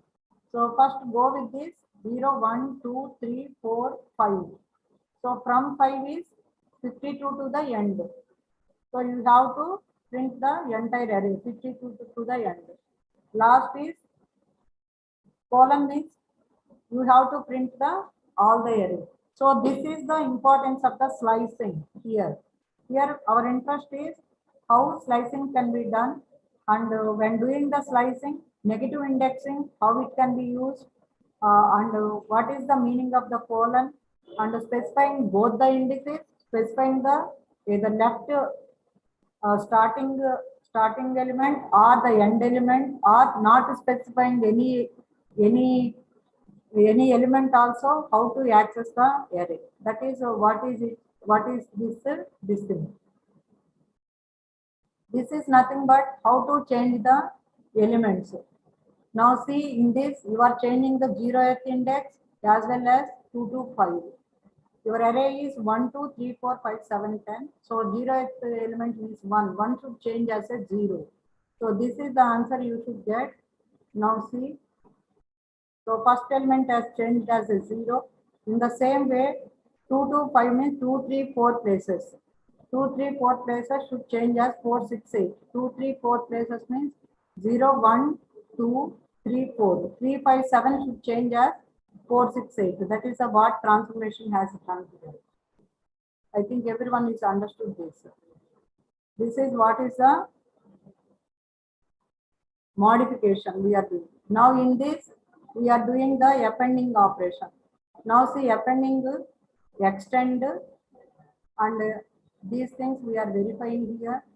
Now see, appending for fourth element will be given, extending vector will be appended. After that, you are printing the entire array. Now it was the extended array you are able to print. Now see it is a decimal. So you are able to print here it is a float sequence, here it is a integer sequence. Here operation we are performing on the float and the float and integer. Now see, in this case, extension with the vector. After 3.1 you are able to extend this.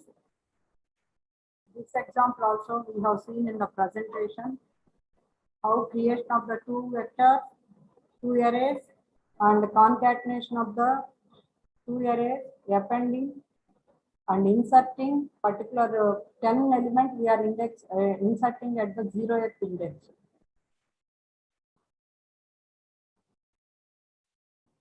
Next is the insertion with the NumPy package. This is the concatenation.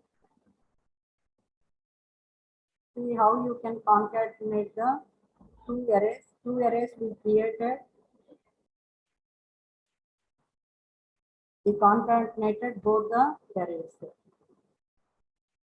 In the same way, removing of the elements.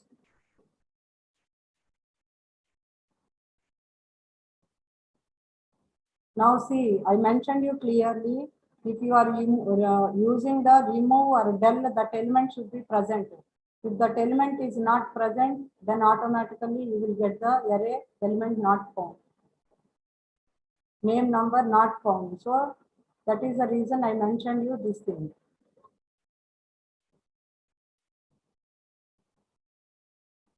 Here if the element is present, it will be removed. You see here.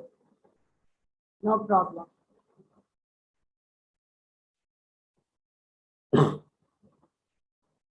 So this is the iterating through the loop. You see here.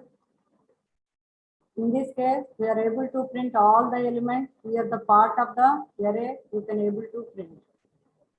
In the same way, how you can append the element into the array and how you can remove also by using pop. You see here, 3 data elements you are added the Toyota and you are removing the Toyota.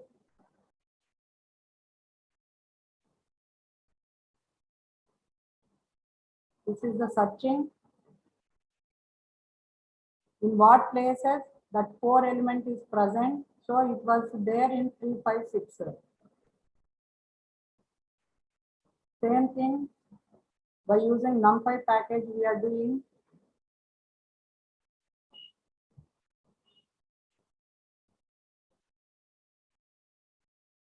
Here how this technique is working for the numerics 2 and 10. This is the searching of the elements, which element is present in the which location. You see created array, first element at where it occurred, what is the occurrence of the second element.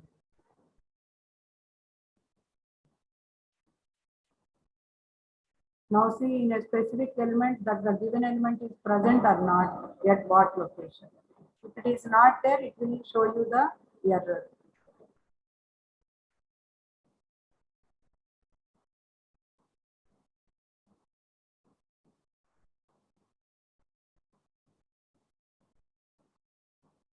So this is a way how you have to practice.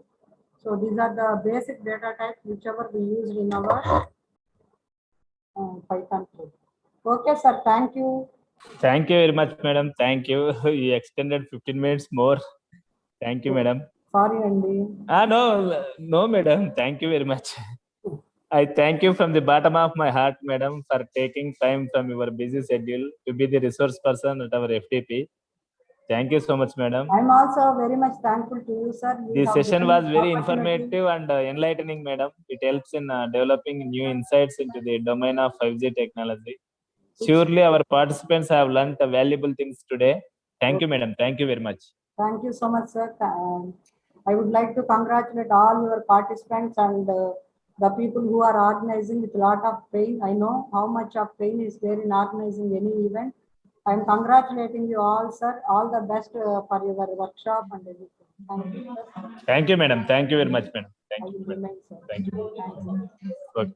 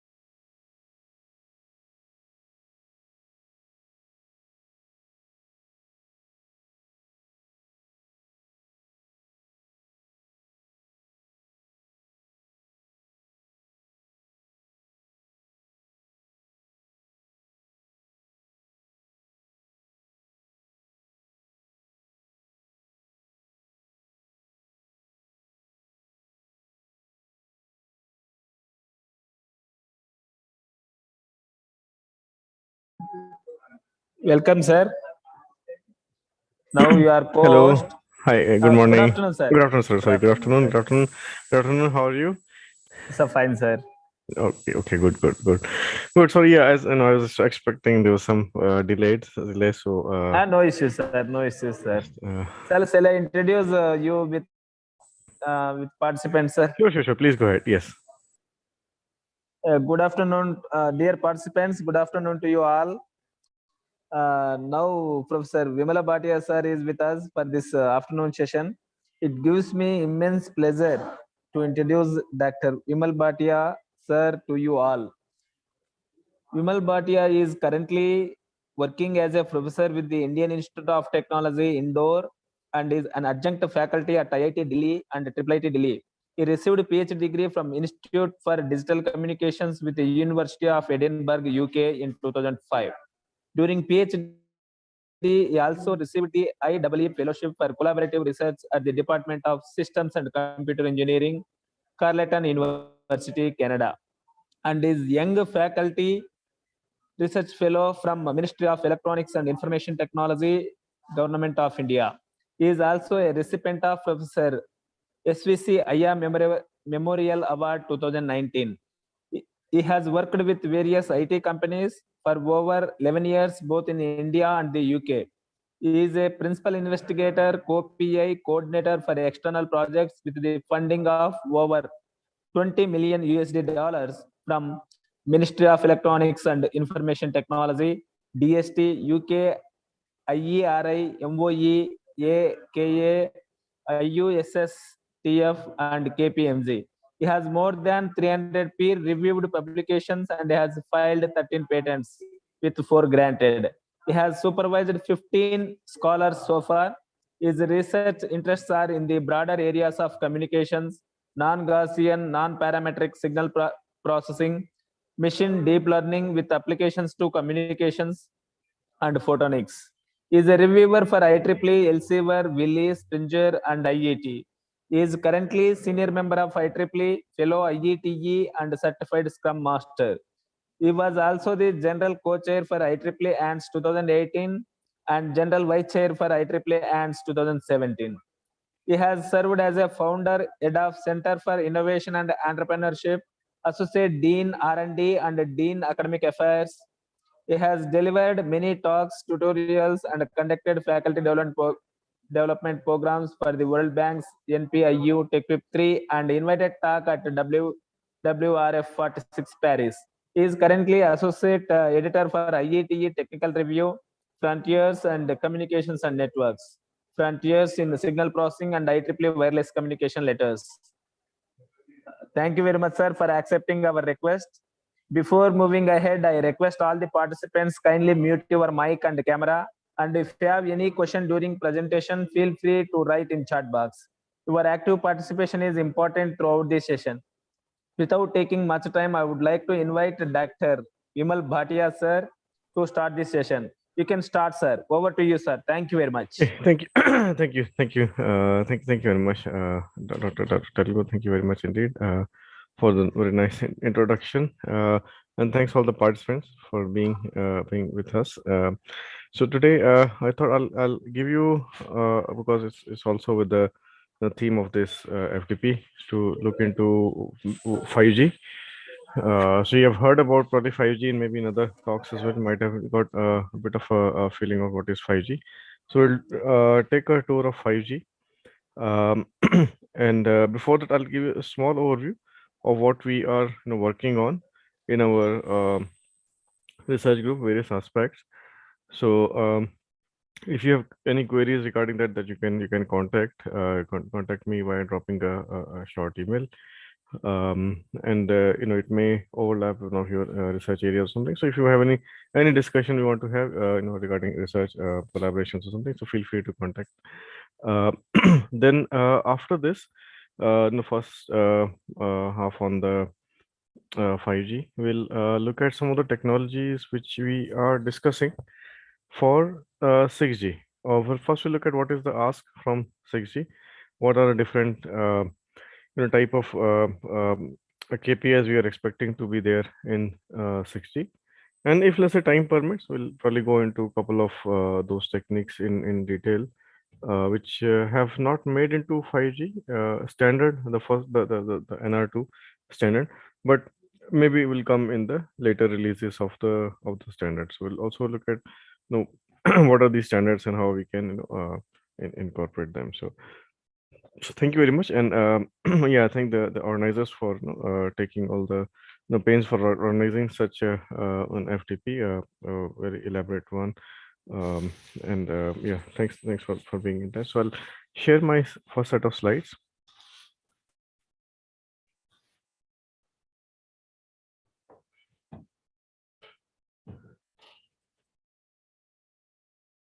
I'm making it full screen.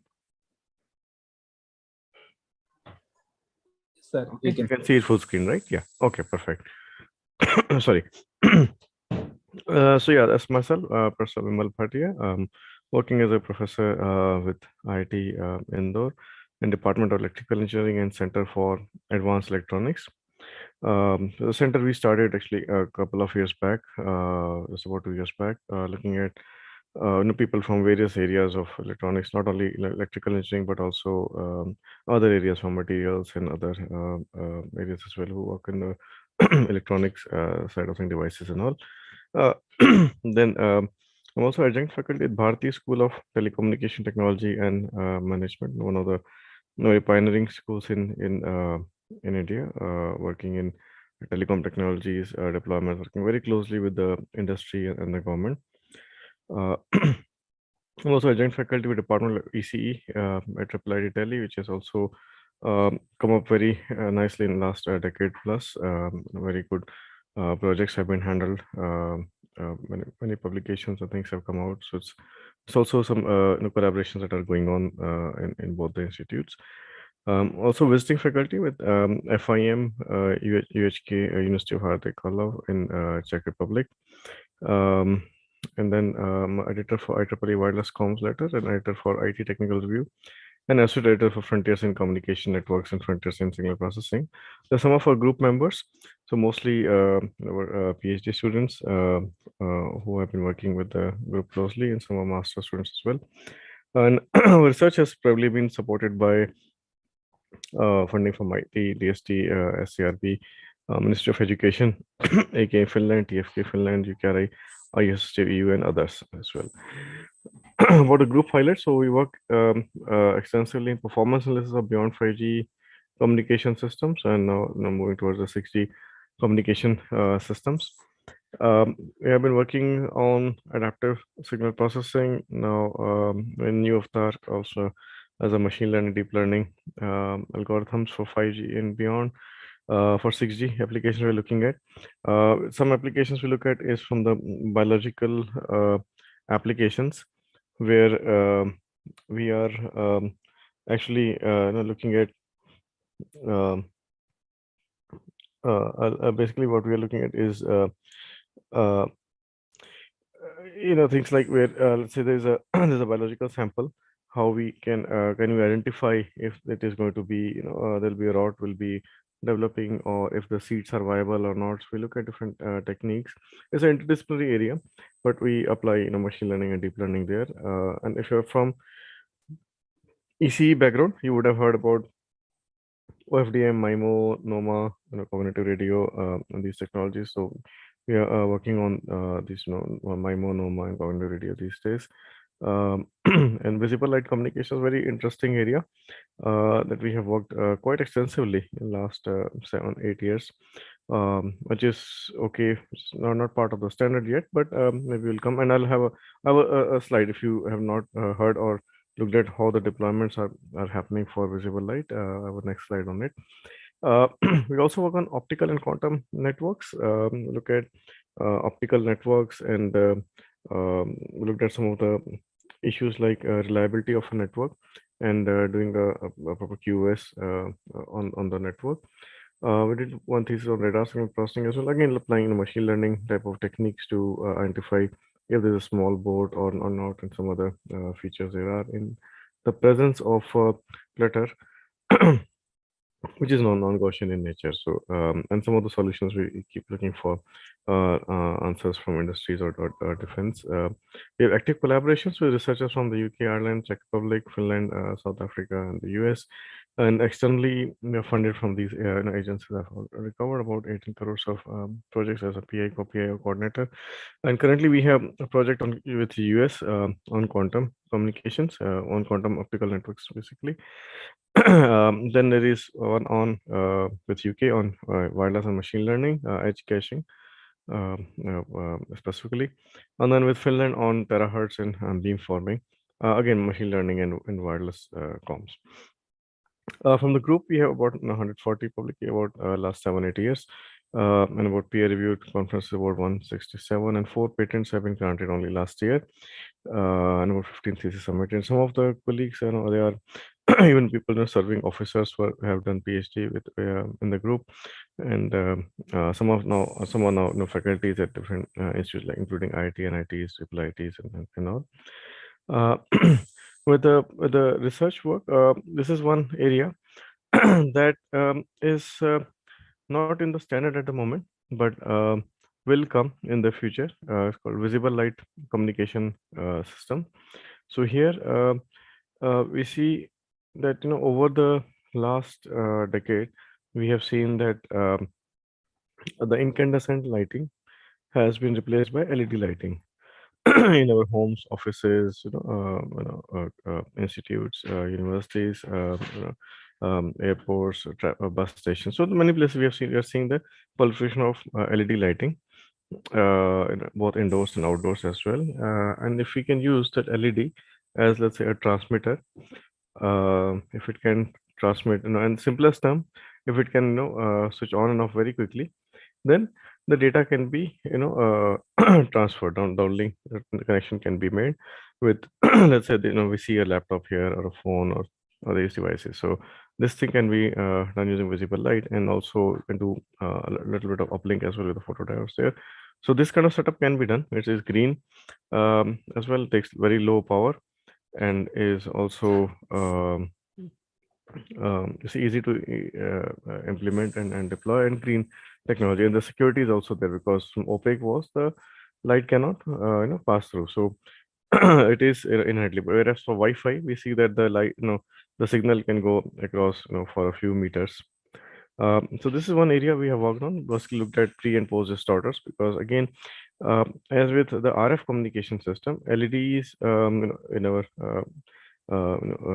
university days as well, we have learned that LEDs are nonlinear devices, so transistors, LEDs are nonlinear devices, so they put nonlinearity in the system, and hence we don't actually get the gains that we are expecting to get from visible light. Similar thing we have seen in the wireless as well, that I'll show, and that has now become a big thing for the 5G and beyond 5G communication systems. Now here, our focus has been looking at algorithms for pre and post distorter design, and different architectures of it. Like, if you're from communication background, signal processing, if you have done some adaptive signal processing, you would have heard about DFE. So we have expanded those for different type of learning criteria, linear equalizers or non-linear equalizers, and we've seen good performance. You look at some of these references and for further details. Other work we do is on NOMA. So this is one of the techniques that is coming for 5G. It has not made into the standard at the moment, but hopefully in the future it will become part of the standard. There is a study group which is going on NOMA. It's called Non-Orthogonal Multiplexes. So our focus has been on power domain NOMA specifically. So we have a macro base station and a few femto base stations. So the current TV towers, the cellular towers that we see, they are, you can consider them to be a macro base station. And you can consider our Wi-Fi type of network as a femto base station or small base stations. In some cities, in metros, we are seeing deployment of 5G going on. They're putting these small base stations which have multiple antennas, so it can communicate with the user. But they will do it only for a smaller distance. That will cover in the 5G slide deck. So basically, in this work, we have seen if we have, let's say, congestion in a macro base station, we offload the user to a femto base station, and it makes a pairing user. I can use NOMA to effectively transmit in the same time and frequency. Now, this is very interesting. If you're not worked on NOMA, that again, on our college days and what we teach in our classes, we say, yes, please go orthogonal. So we say, okay, if you want to do multiple access, either I do it in the frequency domain, FDM, or wavelength domain, WDM, very popular in optical communication and the fiber optic communication, or we do in time domain, TDM, or a mix of this, which we have it 3G, 4G, 5G. I've been using 4G. I've been using it.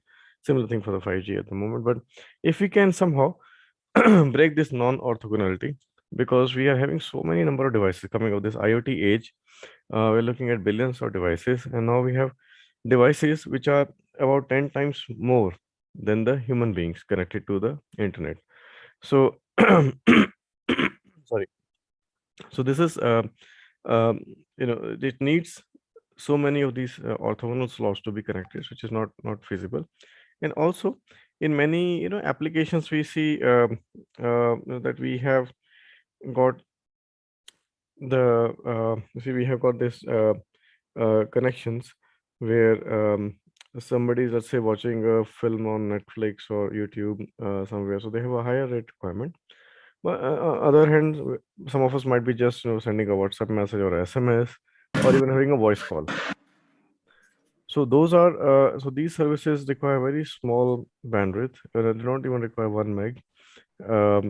But for a high definition video, we need 4 to 6 megahertz of the band. So we need a full bandwidth, but others it does not need.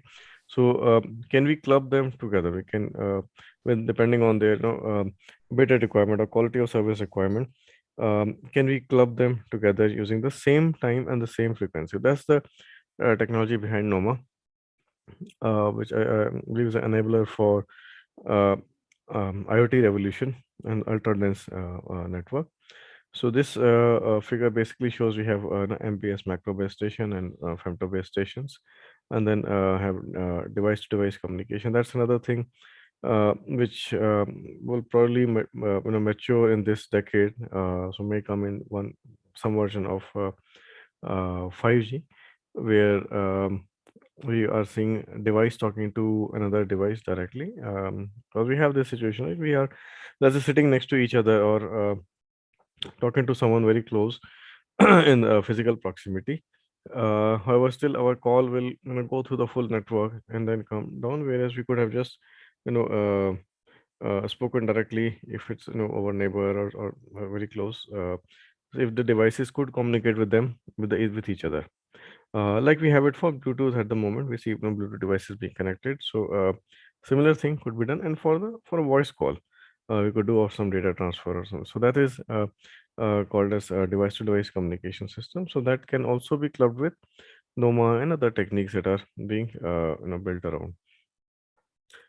Again, further details, you can look at some of publications. We have looked at various architectures for this. This is an area which is required for the end-to-end communication systems.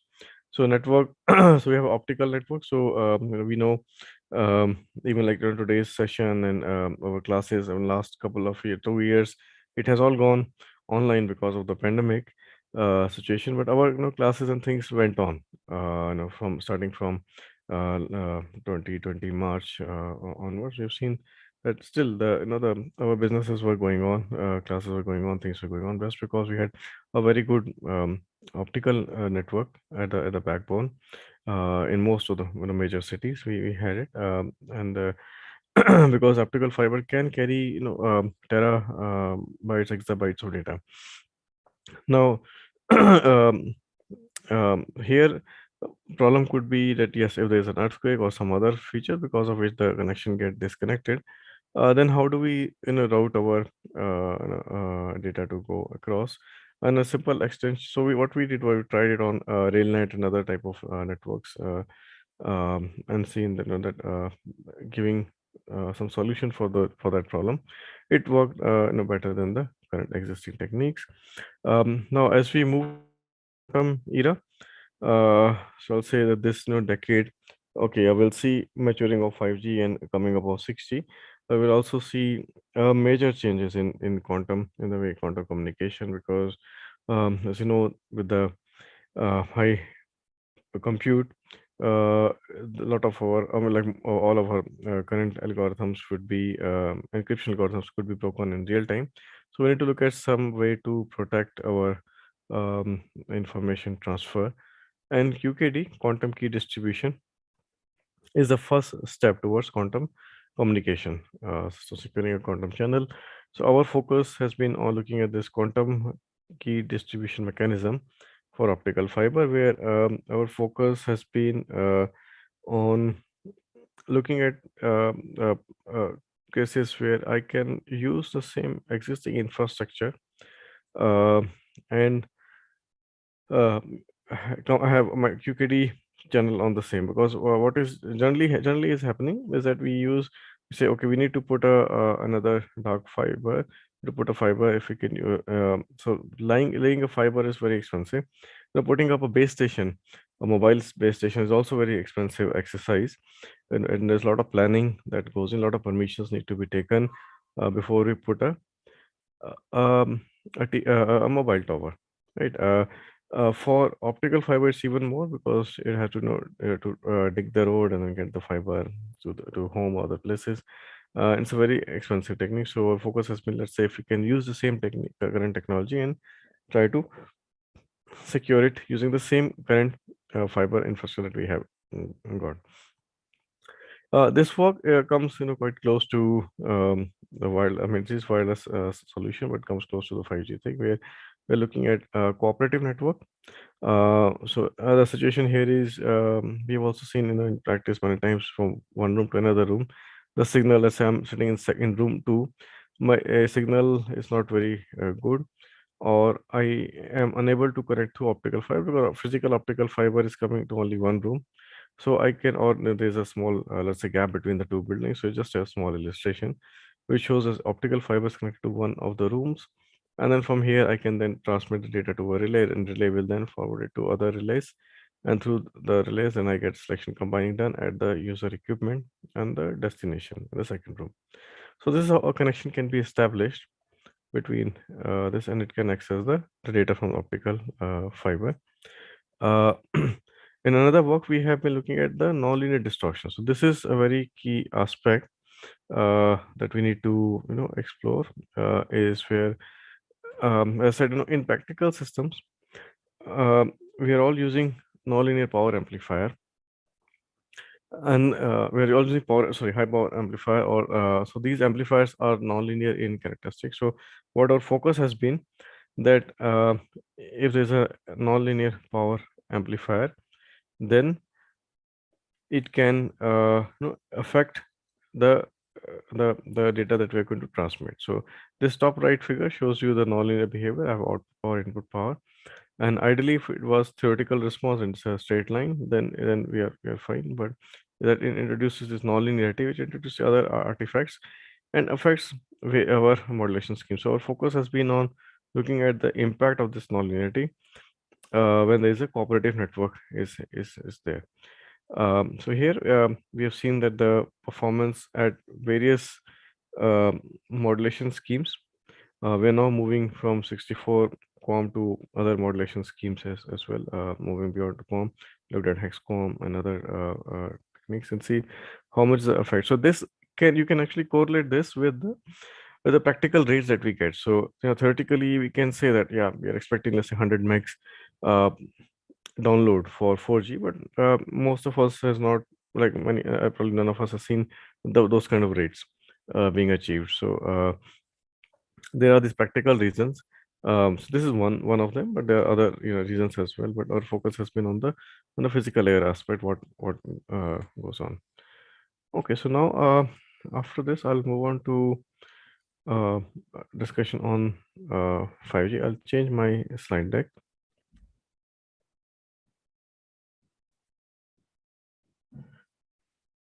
So I'm just loading that those slides, and then I'm just going to attach it here. Okay. Yeah, you can see the new slide deck, right? I'm going to make it full screen. Yes, sir. Okay, perfect.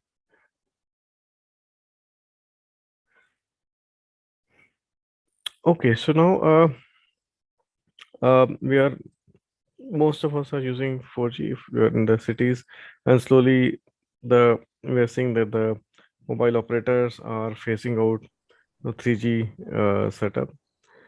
2G is still there, and that is they're going to be there for some time as well, because that is the largest user base is on 2G in many especially on the rural and remote areas. 2G serves very well. So we need to serve that. So 3G, we have seen in India that a lot of places they are switching off their transmitters, or trying to force us to move towards the 4G. Now, as we come towards the 5G era,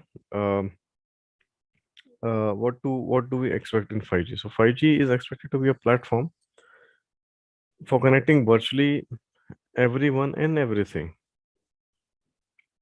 Now, it is unlike the previous standards, which will focus on one type of radio head and one kind of RF frequencies. So here, so 5G is being designed with flexibility and scalability in mind in order to provide this unifying connectivity platform. So it's like a platform where different users or different requirements can tap in. Now, what are 5G services? We can broadly classify this into three different type of services that it will be supporting: enhanced mobile broadband, mission critical control, and massive Internet of Things. Now they all have different type of requirements, right? But so that's why 5G is like a platform which will support this. So that is a deviation from our previous standards like 2G, 3G, and 4G standards. It is a bit different because that was one common thing for everyone. But here we have different use cases for different industry verticals. Different use cases are there, and they will be given the requirements as per their use cases. So if you look at broad like thing for 5G is that 10 times higher throughput, so bringing more uniform and multi GPS peak rates, then 10 times decrease in latency, then 10 times more connection density, because there's so many IoT devices that are there. I mean, if you just look around, we have our laptops or phones, maybe a smartwatch, and smartwatch will have so many sensors, and so there's so many IoT devices around, and this is only going to grow. We will have IoT sensors and things fitted to our RO systems and water purifiers, fridges, microwaves. Cars are already having so many of them. So this is only going to increase, and they all need to be connected to the internet. Then 3 times more spectrum efficiency. We want to squeeze more number of bits per hertz. 100 times more traffic capacity and more network efficiency. It needs to be consuming less power. That is something which is new in 5G. There is actually one KPI for battery life as well. Then we have mobile broadband. So if you look at on the right hand side, we have these three major applications. One is enhanced mobile broadband. So this is what we expect, right? So whenever somebody says no, we want to move on from 3G to 4G, then the typical thing, okay, you probably need more high speed download. So here also enhanced mobile broadband is the main marketing thing that will come. But apart from that, we have a mission critical where the machines are going to be there. Machines talking to each other. We are looking at autonomous vehicle or autonomous drones in industrial applications where the it is very critical, part of our infrastructure. So we cannot, so there may not be a need for very high data rates, but here the need might be for very low latency. There's a need for low latency. For example, let's say if you are driving, if an autonomous vehicle is there, you're sitting in the autonomous vehicle, and suddenly somebody comes in, it has to apply, from the other side or somewhere. It has to apply the brakes or take a decision. Let's say there's a road diversion, it has to take a decision quickly. So it has to be very, it's always connected, and it has to take decision with very low latency. Then another application of massive IoT. So these are, as you can see, in a smartwatch, in homes, or Google glasses, and other, in our farms, farming as well, precision farming. A lot of sensors are being deployed. So that's where we uh, see this application of IoT. So if you look at this, all these three, they have a different requirements, but 5G will work as a platform which will connect to these, serve these different requirements. So convergence of spectrum types, bands, diverse services, deployment with new technology to enable robust and future-proof 5G platform. Now, this matrix here shows from IMT 2020, International Mobile Conglomerate. It has been given as IMT 2020, where different things are there, like network efficiency, connection density, latency, efficiency. So I've got another slide on this. So look at that. So this is about enhanced mobile broadband, massive machine type communication, ultra reliable and low latency type of communication systems. Now, these are the ones, you look at the enhanced mobile broadband. We have a smart city and a voice and smart homes, then gigabytes in seconds, then your cell-driven cars, mission critical control, industry automation, so work and play in cloud. And the plot that we see, the figure that we see on the right hand side, that shows the scalability to address diverse devices. So if let's say look at application like strong security, so this is a mission critical control we need for health, government, financial applications. Then ultra high reliable is for mission critical control, because we need to get the data, there. We can miss out, let's say 1 in 100 million packets could be lost. Then ultra low latency, as low in 1 millisecond. So some decision has to be taken very fast. So we need very low. So many industrial applications that could be there. Then extreme user mobility or no mobility at all. So there are two very different use cases. One is extreme. So we are looking at high speed trains. So communication with the high speed train and the, let's say the platform, or with a base station. Or the other cases, or other extremists, there's no mobility. If I am having a setup done in industrial setup, well, let's say the machines are not going to be moving from places where they are installed, right? So then there is no mobility there between, but still they need to communicate with each other. Let's say you have a autonomous,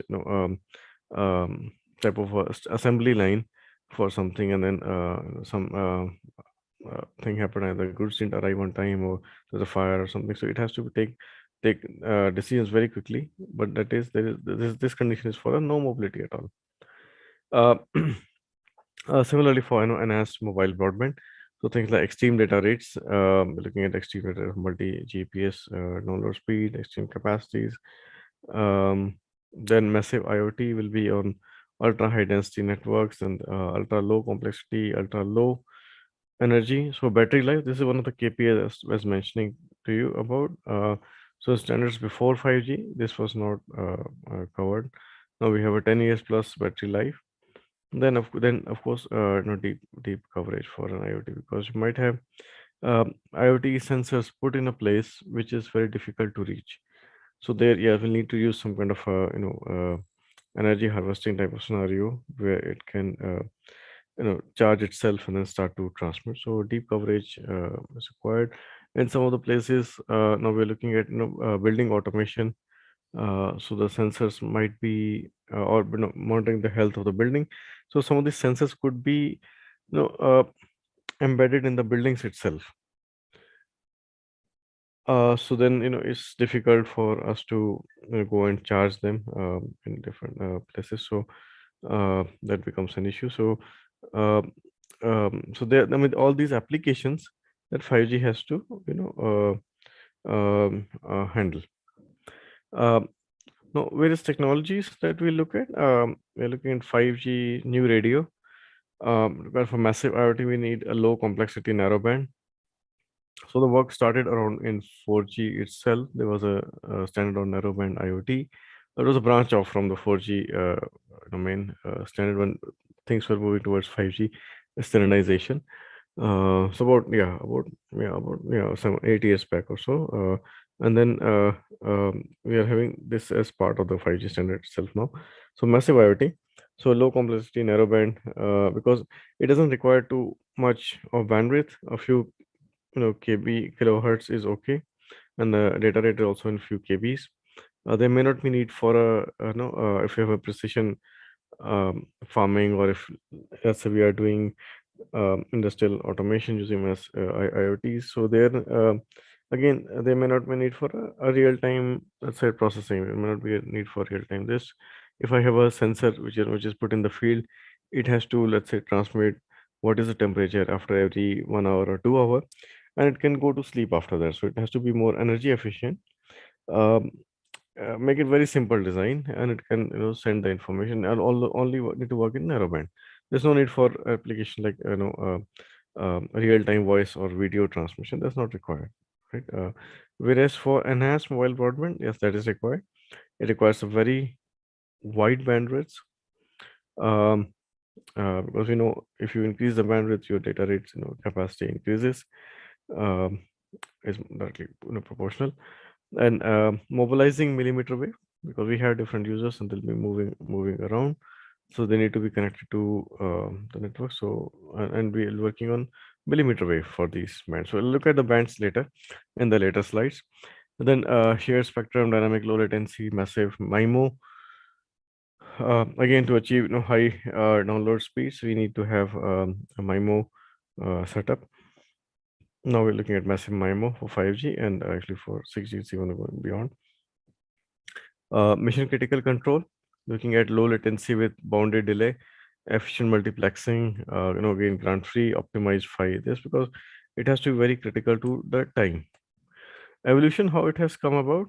So we have got 1G, which was around 1980s.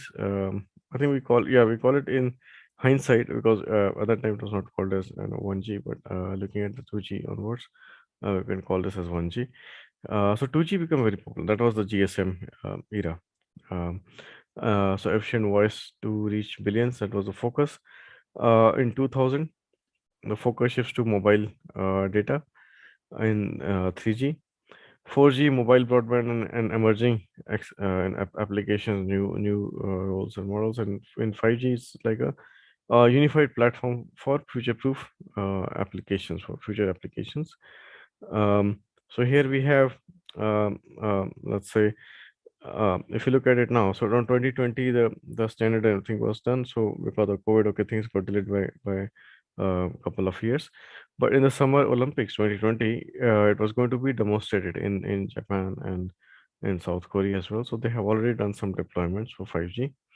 So it takes roughly, so looking at this, you can also make out that roughly every 10 years, we're going to see a new, so this is how it has evolved. It's not very old thing, but it has evolved such a way that, yeah, roughly in 10 years we are expecting now. So that's what the industry is, warming up to that. Yeah, it is going to be about 10 years for a new technology, a new revolution to come in the mobile comms. Yeah, so here in our deployment, so there's a slide on deployment as well. But currently we are seeing here in India, 4G is the predominant one in most tier 1, tier 2 cities, in the rural areas as well. Very good connectivity in many remote areas too. We will be switching, but there is auction, I think, going to be expected this year for 5G bands. So once that happens, then the operators like Airtel, Vodafone, Jio, will be able to provide those services to us, right? So it will be, I think, expected this year. So from next year onwards, we can expect some 5G services to be switched on. But again, this has not happened overnight. It has taken a long, haul, and some of these technologies are already, they're part of the foundation of 5G. So they're learning from the CDMA EVTO, which formed part of the foundation for 4G. Device to device proximity services, then cellular in unlicensed spectrum, then flexible frameworks for OFDM, spatial design in mobile millimeter wave. So that's all coming in the 5G. But so it has evolved over the years. We've learned from different generations. So as this figure also shows that we started from Mbps, then tens of Mbps, hundreds of Mbps. Now our requirements are from multi GPS or GPS requirements. So here, this starts the foundation of the LTE, which was again about 10 years back. So 2010, 4G was getting deployed. And the research started about for the 10 years back. And yeah, this is again the same thing. We had looked at mobile millimeter wave, mobile edge computing, and this is how the standardization started. So in 2015, afterwards, we had 5G as a thought of as a revolution, and 4.5G was discussed in 2014-15, right? So 5G is taken as a revolutionary mobile technology because it is very different to 4G, 3G, and the previous generations. It will act as a critical infrastructure for connecting the world, and it's going to be a key enabler for new applications, new business models, and new industries. So industrial roadmap for 5G is we have a standard industry specs that came in 2016. Then around this way, so as we look at this 2019, 2020, we are looking at new bands being allocated different parts of the world, which can be used for providing 5G services. But globally, we are going to be having around just above 24 gigahertz bands. And this is the one from IMT, so I can possibly skip this one. But basically showing that it got those sort of things were being discussed about 5G. So there was a vision in 2012 itself, and then it started to take shape in the form of a standard. And the same thing we are seeing now in 6G. So as the 5G is launched, we are talking about 6G. We're looking at various technologies. So the standardization will start to emerge. So that by 2030, we have the first draft or first release of the standard. Not the draft, but actually the first release of the standard. Now, how did transition from 1G to 4G occur? So in 1G, our focus was on analog voice. So limitations were there. There was bulky, spotty coverage and inefficient use of spectrum. In 2G, we saw digital voice being introduced, TDMA, CDMA2. It was 10 times in the capacity. In 3G, we had CDMA, 2000 WCDMA, which is very good for mobile broadband communication systems. And then we moved to 4G, where things like OFDM, MIMO, mobile broadband, higher order modulation schemes. We looked at 64 COM, but no research work in some of the papers. If you will have a look, we looked at 512 as well and 1024 COM as well, which we were going to expect, and then to increase. We'll have to move there to achieve the KPI for the 5G. Then 4G is better mobile broadband, OFDM, MIMO. Okay, so OFDM became a very, it has somehow also in the 5G initial releases, it is still OFDM. So FDM has become a favorite. It is not a very efficient technique, but it works very well. We know and understand it very well. And similar thing we have seen happening in the Wi-Fi as well. So it's also using a OFDM lock.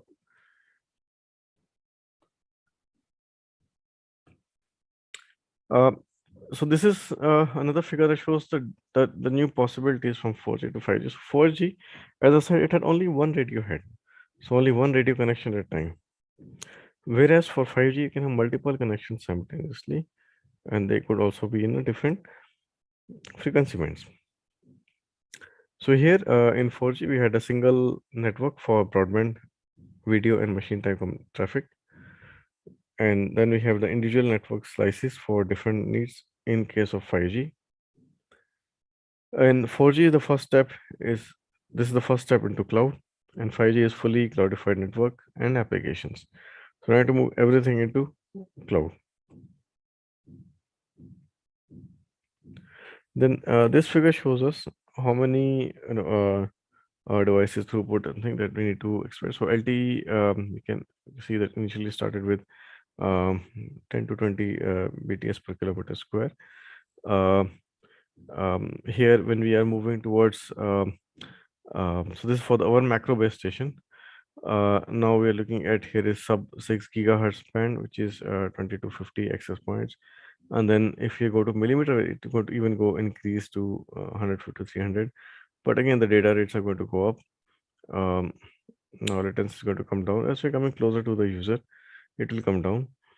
And Cloud RAN, Cloud Radio Access Network, and massive small size SDN and SON network slicing, they're going to be forcing the 5G network, which is going to be different than the 4G itself. And if you look at the previous versions, like before that, it was even further change. So cloudification is happening to a lot of functionalities moving towards cloud. Now, 5G enabled capabilities which are not possible in this is efficient TDD, spatial distribution, scalable numerology, hardware enablers, and mobile millimeter wave. So currently, you can think. So yeah. Anyways, I have a slide coming. This will go over that. So there are some of the technologies like millimeter wave, centimeter wave, and below 6 gigahertz wide range. So we have different ranges. I will just see here in the next slides.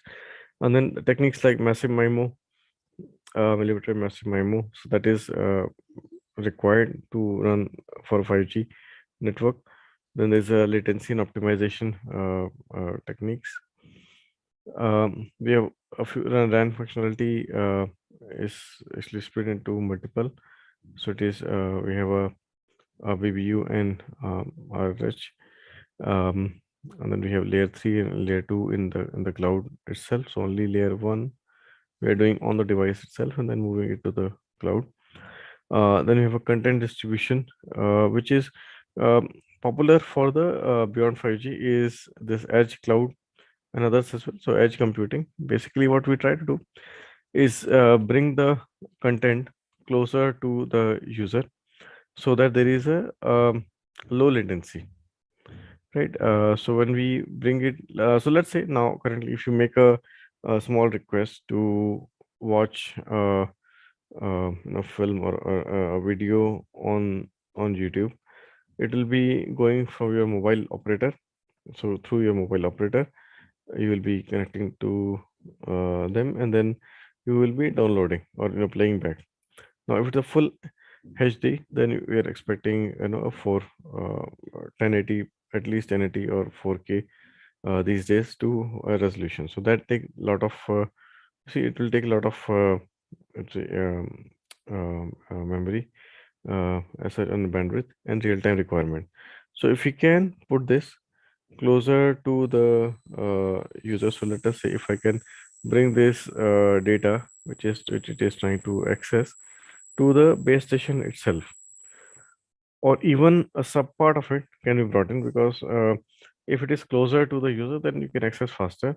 Same thing, similar concept we see for our browsers, and in the computer world, it has been there for quite a while to do caching. But the problem for us in the wireless is that these devices or not our front end, like our TV towers and mobile towers and others, they have very small memory, and compute is also low, but memory is very small, so we cannot really store the full content for all, but we can still save initial part, maybe a few megs of or a couple of gigs of data, and then as soon as it is match is found, it will start to transmit this from the base station itself rather than fetching it from the backhaul. So these are some of the new designs that are coming for beyond 5G communication systems. Now this is about rollout and uh, see how it is happening across the world. So here we see mostly in Europe. So Ireland, UK, Switzerland, Finland, and others, they have already got 5G. In Russia, it was expected soon, but then we have China and Japan, which have taken a lead. And before in the Summer Olympics, it was expected to be there and demoed. Interestingly, we are seeing North America also in the US, Canada also we see a lot of 5G deployments happening faster. They are one of the key players in this. And this the blue and the white color shows sub 6 gigahertz, or it's a sub 6 gigahertz with a millimeter wave as well. So here we are seeing another interesting thing that in the Middle East, in Kuwait, Saudi, and other places, we're also seeing Qatar, UAE. We're also seeing a bit of a competition, you can say, to deploy 5G. Then of course Australia and other places. So it's similar thing we are expecting in India also. If we get a deployment started soon, probably by the next year, we'll see that. Then what is the vision and persistence growth is due to the unlicensed spectrum in 5G. I have another set of slide. Yeah, this one is better. So this is very different from 4G, is that you are having three different sets. One is a low band, less than 3 gigahertz, or we call it actually as a sub 1 gigahertz bands. Between 1 to 6 we call it as a mid band, and then beyond 6 gigahertz we call it as a millimeter wave band.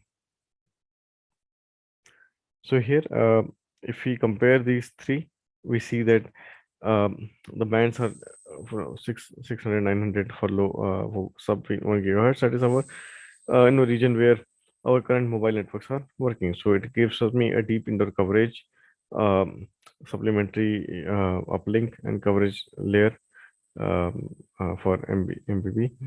Then for a mid band, the range is 3.4 to 3.6. So it is all going to be between 1 and 6 gigahertz, similar to the ranges our current Wi-Fi networks are working.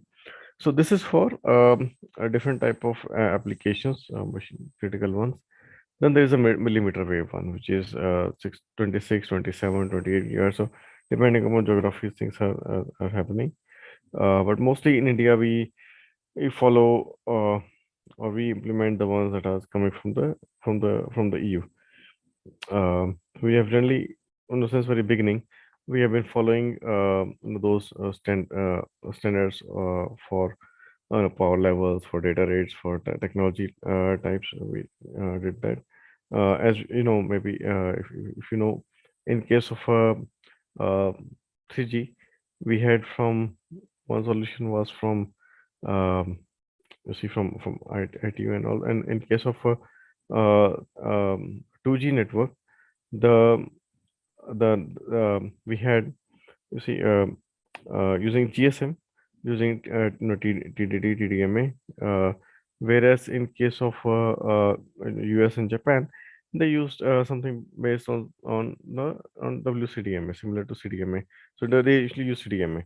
So our phones, they could not work there, or if they're coming here, their phones will not work. But then from 3G onwards, things started to be similar type of things that will be using. So here, the millimeter wave is basically going to be for very high download speed, very high data communication.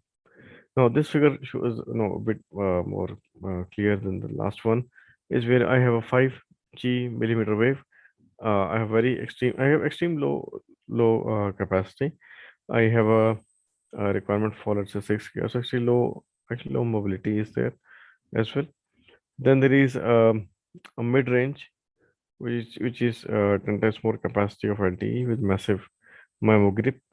And then there is this traditional one that we are currently using to make phone calls, which is LTE 800. So we have about 890 megahertz in places where we live. And then we have IoT and AI. So it's more about connectivity somehow, but not very high to see data rates, because the frequency ranges are coming down. We're having lower bandwidth than as compared to the talk to. Okay, so this is another, you see, this is another um, slide that shows coverage and capacity. So we have 5G, 3500, and then LTE 700, which is our IoT. So that is actually going to be for IoT and critical communication in wider areas. You can cover larger distances. This mid-range is for low capacity LTE and massive MIMO type of applications. And then we have this 5G millimeter wave, which is for 100 times local capacity. This is a figure that shows what frequency ranges are being talked about in different places. So for 5G, so we're looking at 1 gigahertz, so 0.2 gigahertz is suitable for full coverage, IoT, and other type of communication. Second one is 2G GPS, which is for low capacity, but yeah, so okay, it's still okay. 2G is still looking at high capacity, but not many. Mostly it's a critical communication for the case of mission critical communication for the case of industrial IoT. The third one is for a millimeter wave, where the bandwidths are now 27, 26, 28 gigahertz. So 100 times more capacity, hotspot and fixed wireless respectively. So coexisting other technologies. So it is going to coexist with the current one as well. There's different modes. This one is more clear. So we have for example, we can have a dedicated band for 5G, where 5G reframing will be done, reforming will be done. Then it could be a mixture of LTE plus 5G. So it's a LTE plus 5G being put into this band. Then dynamic spectrum sharing, there'll be some kind of overlap with quantity radio or thus you can have LTE plus GSM. Then if you look at this figure, this is very interesting, showing that, let's say I have a handset which is going to be a multi-mode handset with 5G, 4G, and 3G and Wi-Fi. Here in India, we're seeing 3G is mostly gone, so we have 5G, 4G, and Wi-Fi. And then we have this deployment of macro base station, which we are going to reuse the same that are there in case of 4G. So we are not putting these ones again. Again, it's very difficult to, and a lot of planning is required and expensive to put a macro base station. What has happened in major cities, we are seeing that small base stations, they have appeared. So they are going to be transmitting for 5G beyond 60, beyond 6 gigahertz. And these circles, they show what kind of technologies there are. So if I have 5G, which is above 6 gigahertz, this is a very small circle for small cell. That's why it's called a small cell, because the distance, because of the path loss, it is quite small. It has to be close to the base station. If we want to have a larger coverage, we move to 4G. So there'll be a seamless handover between 5G and 4G, and then we can get connectivity. So some of the technologies that are affecting this, so we have advanced MIMO, shared spectrum, massive MIMO, narrowband IoT, low latency, device-to-device communication systems. They're all the buzzwords that are coming into the 5G standardization. So things like spectrum, density, antennas, waveform, availability, flexibility, user-centric, FAC, reliability, MAC will be there. And then we look at this slide, which is again, because mobility and the distance, they are linked. So for sub 1 gigahertz band, we are doing mobile broadband and massive IoT. For sub For mid band range between 1 gigahertz and 6 gigahertz, we're having a larger bandwidth, and then beyond 24 gigahertz, we're looking at the millimeter wave extreme bands. So this I'll skip for now. Flexible framework. This also I'll skip. Yeah, this we can skip as well. This, yeah, sorry. So these things are some of the newer technologies. So this is the one that I wanted to I briefly covered. It's called as NOMA. So this is a technology which there is a study group in 5G. We're expecting to be part of standard, but maybe in the next few releases. Oh, sorry, or it could even be from IEEE, in the form of an IEEE standard. Similar to like Visibility will probably go into the IEEE, or maybe an extension or enhancement to 5G. So here on the right hand side, we see orthogonal multiplexes, where there is FDMA, TDMA, and FDMA plus TDMA. So we have various different colors showing different frequency range. Right, and they're all transmitted in the same time. Hence, we see this solid horizontal bars.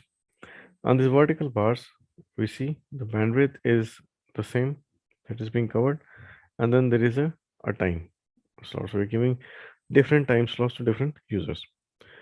FDM plus TDMA, which we are currently using, which is a mixture of both. We are going this way, but still they're orthogonal. So if I look at one particular slot, there's only one color bar there, or different user is there. Right. So, and then in NOMA, we are overlapping them. So we have the same time, same frequency, same bandwidth. We are having different users being overlapped. So this will work together. So we looked at, okay, NOMA focuses mostly on the power domain NOMA. Then there is a CMA and others which are also quite popular. So you can skip for now, but if you're interested in NOMA, you can have a look at power domain NOMA, which is I think it's the easier one to look at, do simulation and all. SCMA is another one, but that requires a different type of hardware setup as well. Okay, the second probably skip, move on. So MIMO, you might have heard already. So 2 cross 2 MIMO and 4 cross 4 MIMO. So massive MIMO, where we have let's say one antenna for just transmitting, right? Mostly for downlink scenario, because at the base station we can afford many number of antennas. So I can consider this to be an uplink exercise, where I have, for massive MIMO, I have very large number of antennas which are being used at the receiver, and also the transmitters will become a massive number of antennas, and there are some antennas at the user equipment, again because of the geometry, the size of a device. Now for low bands we can achieve very high data rates, and for higher bands which can allow a higher transmission to larger distance. So these are some of the technologies which are affecting the beyond 5G communication. Cloud, of course, is there. Split plane access, that is can be discussed. Then we have millimeter wave broadband, mobile broadband. So you can have between the two towers also, they can be connected, and that's with millimeter wave we get a very high bandwidth. Beam forming, massive MIMO, very important when moving cell. So internet over anything is there.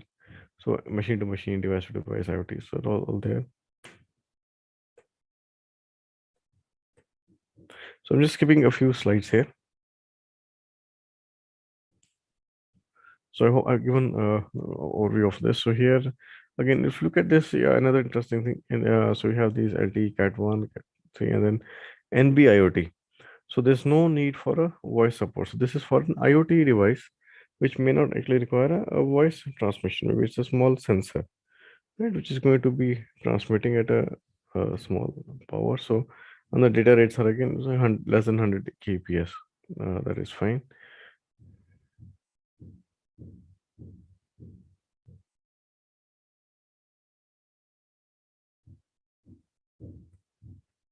Okay, now let me just move forward a little bit different things, so different places. So I think from next year onward, we should see deployments happening in India as well, and that's what we have seen over the years, that 2G took quite long to come to India, and then 3G took a little bit less. 4G, we were about, I think, 5 or 6 years. So we had, like players like Geo that came in 2016, and that changed the scenario altogether. So and this was like a full, 4G setup. So it came around, I'll say, around 5 to 6 years past the deployments was happening around the world, or the year the standard was formally done. Similar thing we'll see. The time is reducing. So 5G, the expectation was the first devices around 2020. Um, um, but now, yeah, so now we'll expect that to come in 2 to 3 years. So this gap between when the technology is launched and when we are, experiencing it in India, that gap has also been narrowed. Um, some of these things which are happening in the country, actually, I have a few slides on this. What is happening around the country? So 5G trials are being done by Ericsson and Airtel. Although we get, these some news over WhatsApp mostly, where X number of birds have died and this. But again, we have not, done any deployments as such. No commercial deployment has been done here. So it is probably all just spam. Then there are trials being conducted in different parts, in different universities and all. The trials are going on, but there's not, they switched on forever. So what the demonstration from Ericsson was on 200 Mbps speed over 5G compliant devices up to 10 kilometers from the test site. Different test bed in India. So we have a test bed which was funded by DOT and MIT, which included ISC, IIT Madras, IIT Delhi, Kharagpur, Hyderabad, CBIT, Sameer. So I was there from IIT Indore.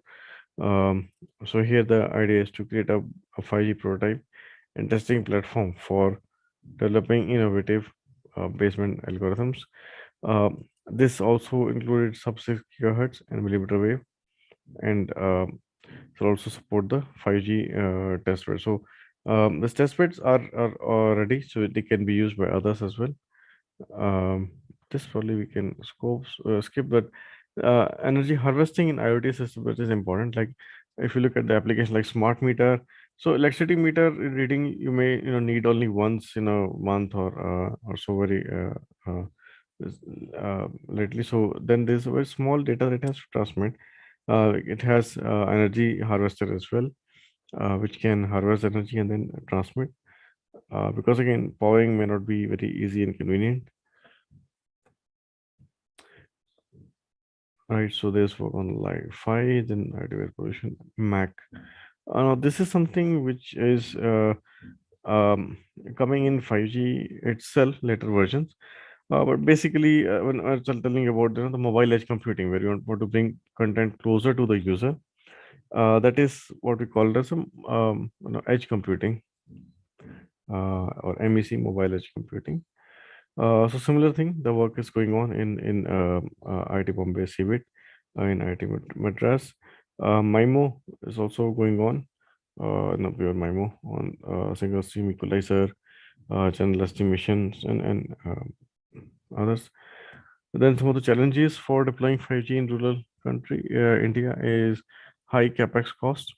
Because at the end of the day, we have seen that the penetration of a mobile network is low, or takes a lot of time to reach. But there's a reason is the high capex cost is there. Manageability becomes difficult because if there's something goes wrong, you'll have to send a trained person there to fix it. And in rural areas, the distances are larger, and there's not much revenue for some regions for the mobile operators, so they do not go there. So that's another issue. And also some of the remote areas could be they're remote because of the terrain that they are in. So let's say in the northeast of the country, we have you see hills, various hills there, or in Rajasthan and all, or mountains somewhere, or sea, or rivers, other places. So uh, remote places are generally characterized by these, they are differentiated by these features. So they are a big challenge because it's a very vast country. We see a lot of diversity here. Now, scarcity of resources, power supply from so for a mobile tower, you need to have a power supply. So you might find a very good location that yes, I can put it there, I get the best signal out, but it needs to have a grid power, or provision for a generator set and somebody to fill up the diesel. So those are things are some of the challenges for deploying 5G in rural areas, because the millimeter wave massive MIMO transmitters, they require a lot of power. Then of course population is sparse and low average revenue per user. So that's what discourages the mobile operators. So some of this future like private networks, massive IoT, uh, millimeter wave evolutions of sub-6 gigahertz, so fixed wireless access and then mobile wireless access, and of course automotive. So when we look at autonomous vehicle, so that is another thing which is going to come from series 16, 17. AI is something that is coming to us in different forms. So like this figure shows that we can do with 5G is fingerprint detection, object detection, classification, voice activation, text, voice recognition, context aware. This is all we can expect. And 5G plus intelligence is something which we are looking forward to in 6G actually. So that is giving a bit of a peek review of 6G. We have another slide actually. So this is, I think this is all what I wanted to cover on 5G mostly. Yeah, I think mostly I've seen. So you look at here, in release 17, the likely candidates are 1024 QAM. So these are going up, really going up. So 1024, 2048 QAM constellation, because again, you have to supply these data rates. So what you can do is increase the bandwidth, have squeeze more number of bits per symbol. You could increase the power, but in power we have limitation, cannot go beyond to be safe. So mostly you will work with play with these higher modulation schemes, or you'll play with the bandwidth. There's some of the applications of this, V2X, so vehicle to vehicle, vehicle to infrastructure, vehicle to pedestrian as well. So there's a lot of these things. And this is a very broad overview that we are going to see from 5G. We have this private network. So if you look at this figure that shows that there's a stadium. So at the stadium, you might have a lot of people, right? Looking at then you might have these offices where again you need extreme connectivity. And or in enterprises offices, you need high downloads.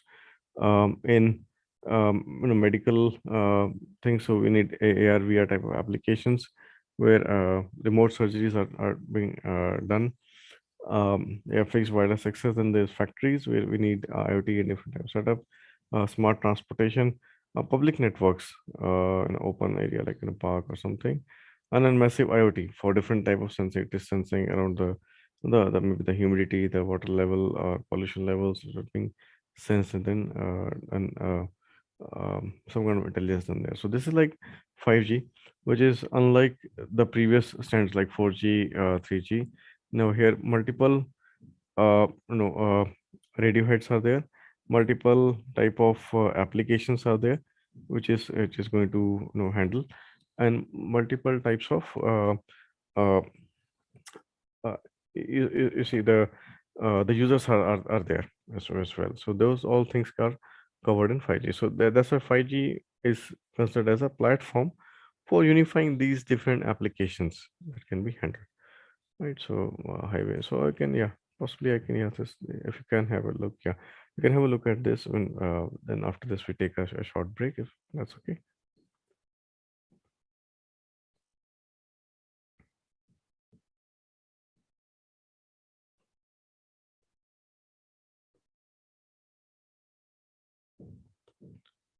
Okay, so shall we take a short break now and then we reconvene? Okay, sir. Okay, sir. No issues, sir.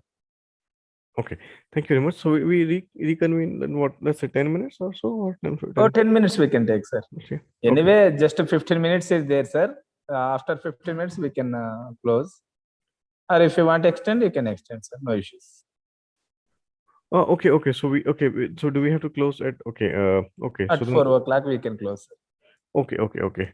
Okay. So let's take a short break, maybe just 10 minutes, and then we'll maybe go just 5 minutes beyond 4 o'clock or something. Okay, And we're sir. discussing Okay, about 60. sir. Okay, sir. Thank you, sir. Okay, thank you. Thank you. Okay, sir.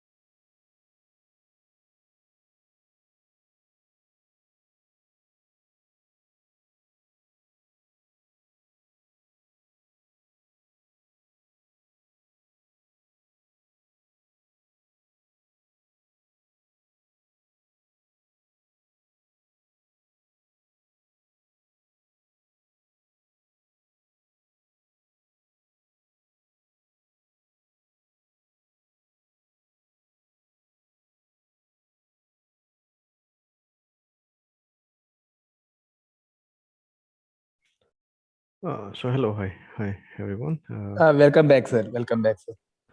Hello, I'll just get this up.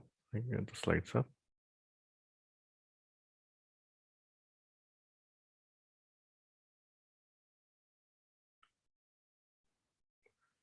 Okay. Yeah. You can see the slides on the full screen. Yes, sir. Yeah. Yes, sir. It's Okay, up. okay. So let's take maybe a few minutes on 6G. So this is what we have, working with our collaborator on. So we are part of this 6 a couple of projects with them going on. With support from DFK, Finland, and Ministry of Education, India, on using it from the Spark program. So 5G is going to come yes to us, but 2030 we are going to expect the 6G to come. So our society will be more data driven, enabled by near, instant, and unlimited wireless connectivity. That's the whole goal of vision of 6G. Still a lot of people are playing with different things, because again it has not come for, but one thing what people are coming together to is that 6G will emerge around 2030, around 10 years from the 5G thing. So yeah, we have about a good 8 years or so. This the aim is to satisfy expectation which were not met in 5G, as well as the new ones, where fusion of AI inspired application in every field of society with ubiquitous wireless connectivity. So that is something that we'll be looking at. So the 6G vision is intelligence everywhere, data everywhere,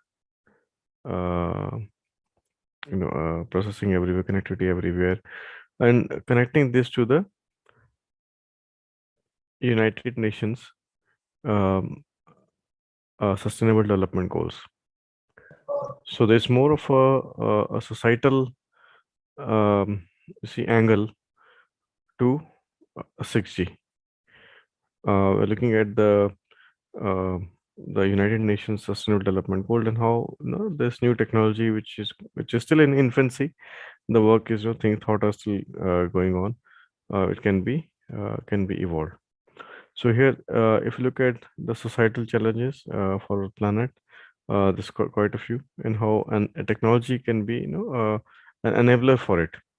So United Nations SDGs are mentioned here on 17 of them, and we are seeing that 6G would be like a platform to meet these different sustainable development goals. So technology enablers, vertical will be there.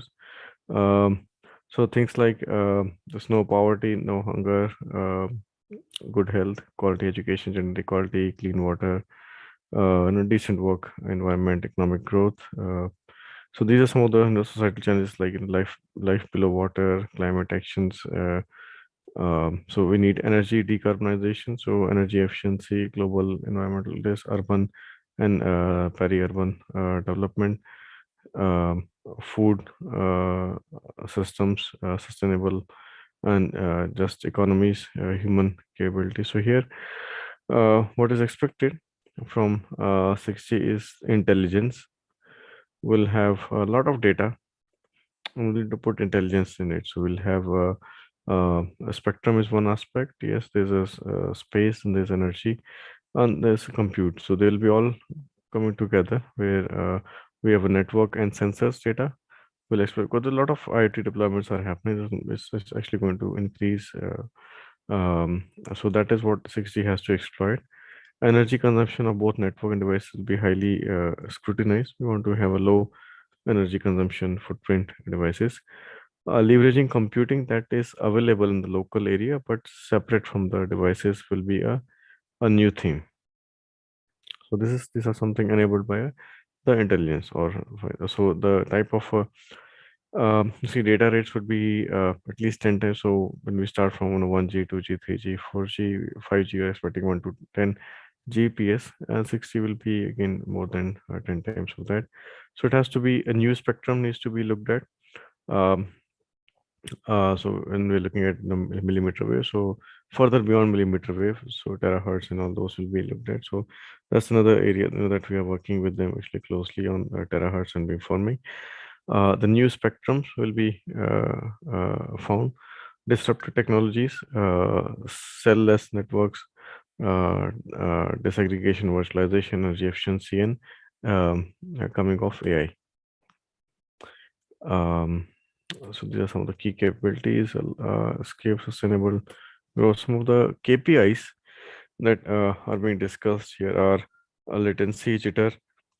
So technology-driven KPIs, these are, we have a low latency, low jitter, link budget, 3D mapping, position accuracy, so localization is the cost of your energy, and then there is a KPIs from the uh, societal point of view. There's inclusion of vertical players, different standardization, transparency related to AI, privacy, security, trust. So they are generally not, we are handling them in telecom standards at the moment, but they are expected to become part of the standards. Again, global use of open APIs. So we are seeing ORAN, Open RAN kind of initiatives where again from 5G, beyond 5G, everything is moving towards ORAN platform. So open source everything basically, and ethical KPI. Now these are some of the KPIs from the technology point of view. So let's say 20 years of battery life, jitter of plus minus 10 nanosecond, very small, 0.1 millisecond of radio latency, uh, peak data rates of 100 GPS to 1 Tbps. Positioning, indoor positioning about 10 centimeter, outdoor maybe okay 1 meter, 10 times more energy efficient, work extra, ultra reliable, link budgets of 40 plus. So these are some of the very top level KPIs that are being looked into for 6G. Again, this is very top level because still things are very open at the moment. So nothing has been concretized yet. Still work will go on in 5G, but this is what is expected from the roadmap. So this is one thing I wanted to cover. So uh, so we can probably correlate it how we it goes out in this decade. So first is we're starting from 5G edge, 5G MEC. So work on mobile edge computing, the caching and all that's working on. So first few releases will see that. We look at some pre-trained edge computing, edge AI. So bringing computing closer to the user, then dedicated hardware which will perform AI. So we are seeing GPUs, and we'll see more of them coming to mobile devices and small base stations. Then distributed AI, we are already, we actually have a recent work as well published in TCOM on federated learning. So that's another area of machine learning which is getting into comms. Then learning driven communication, complex wireless system to learn from the edge and then update it how it works. Secure and private network security will be a key. So I believe some of the things from quantum will come in here probably after the mid of 2025 and beyond. It will come. And real-time training, which we have tried to do a bit during the COVID era, but more of these will come. Basically, we'll have the low latency. Will have more feel of a real-time systems. And there's a small lag, and holograph and AR VR technology will come with the coming of terahertz and other technologies. Then photonic type of devices. So here we are expecting that a lot of these complex computational tasks will be done directly in the photonics. So currently, we have a photonics thing, and then we convert to, let's say, visible light communication. So we have photonics, and we convert to, or we are taking any measurement, we convert it to a digital to analog converter, convert to a electrical form, and then do processing. But we might be able to do processing directly in the nano photonics, nano domain, and in the photonics domain itself. And we will expect in 2030 the first deployments of a new generation of an edge AI, which will be called as 6G. So this is the roadmap, timelines, Gantt chart, whatever we want to call it. So we have 15 years for 3G to deployment, 4G for 12 years, 8 years for 5G, and again similar thing we're expecting for this. 6G as well, 8 years shorter from vision and tech standardization to deployments.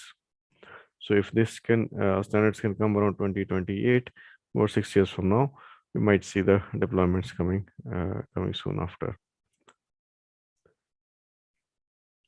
So different verticals. So here that are going to explode. So 5G, we are already going to see a lot of these IoT devices being connected.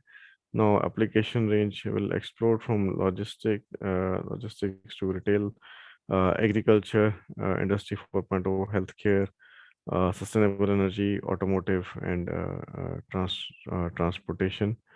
And a comparison.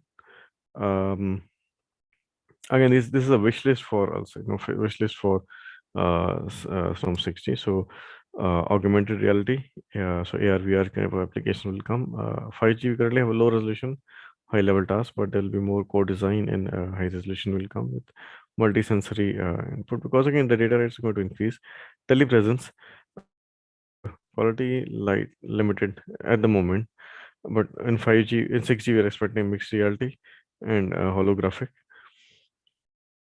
Security surveillance, defect detection, external sensing, limited automation, whereas in 6G, integrated radio sensing and fully auto. So we have been thinking, talking about cognitive radio, and also those techniques will slowly come in, or a combination of radar and comms. Then distributed computing, automation, high precision nano level task can be done. Digital twins, that is a very common term used by our friends from mechanical engineering or the manufacturing side. This will become a reality in 6G. Wireless in data centers as well. So the connectivity. So currently the data centers have a lot of wires on optical fiber or other wires being connected from one server, one disk to another, which we'll see moving towards optics. So expecting a wireless link with the coming of terahertz and optics connection to appear in 6G. Xeno energy devices or backscatters, so they could harvest the energy and then be so there might be devices for especially for IoT applications where there'll be a zero energy devices. We don't have to feed them energy. They'll take it from backscatter communication or energy harvesting from other RF bands it could do. So and then work. So some robots and drones, we are seeing this already happening. We're already seeing a lot of drones, and now we'll see a swarm of drones that's happening, and biosensors and AI. So that is something which will be more in case of 6G. So that's what I think I can, yeah, so almost time as well. We can have a few minutes of any interaction that you're interested in. Okay, thank you. Dear participants, if you have any queries, please interact with Professor Vimal Bhatia, sir.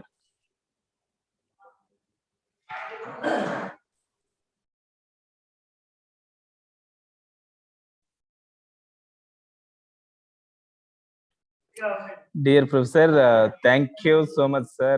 I thank you from the bottom of my heart for taking time from your busy schedule to be the resource person at our FTP. Thank you so much, Professor. The session was very informative and enlightening. It helps in developing in new insights into the domain of 5G technology. Surely our participants have learned valuable things today.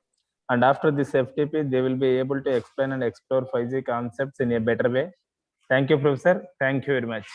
Sure. Thank you very much for giving me this opportunity, and thank you all the participants. And I'll thank you as well, for organizing this. I know it's not an easy task, have so many speakers from various institutes, coming in, looking at their schedule and things. So thank you very much. This one small announcement, if I can make. So we are having a few positions being advertised. For please, sir. Please, you can, sir. Okay. Oh, thank you very much. So we recently have a project. So there's some advertisement is going to come out from. So this is from Professor Shankar Parikraf from IIT Delhi. We have a joint project very soon starting on NOMA. So if let's say you have any students who are interested to do PhD in NOMA, then they can contact him or me. So my email ID is vbhatia@iiti.ac.in. We're also expecting so one another position that is being advertised is on terahertz and beamforming, again a PhD position for someone to do full time. This is basically the finished project that we have. So this is going to be advertised from Guwahati.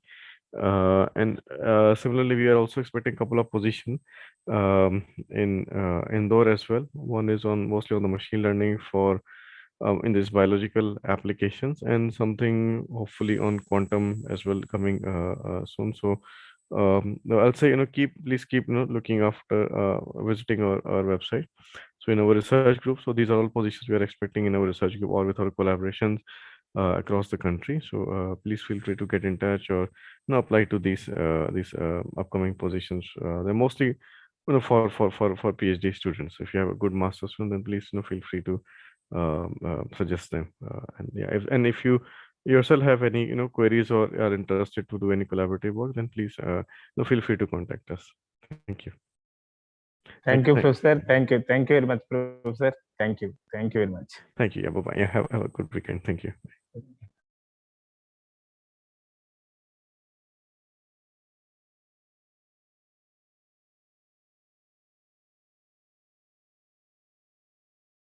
Dear participants, tomorrow we'll meet at 10:30. Thank you all.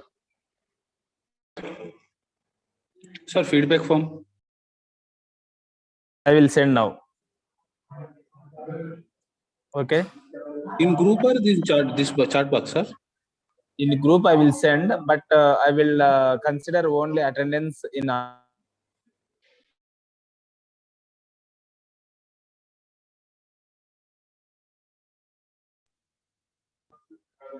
Hello. Hello. Sir, tell me.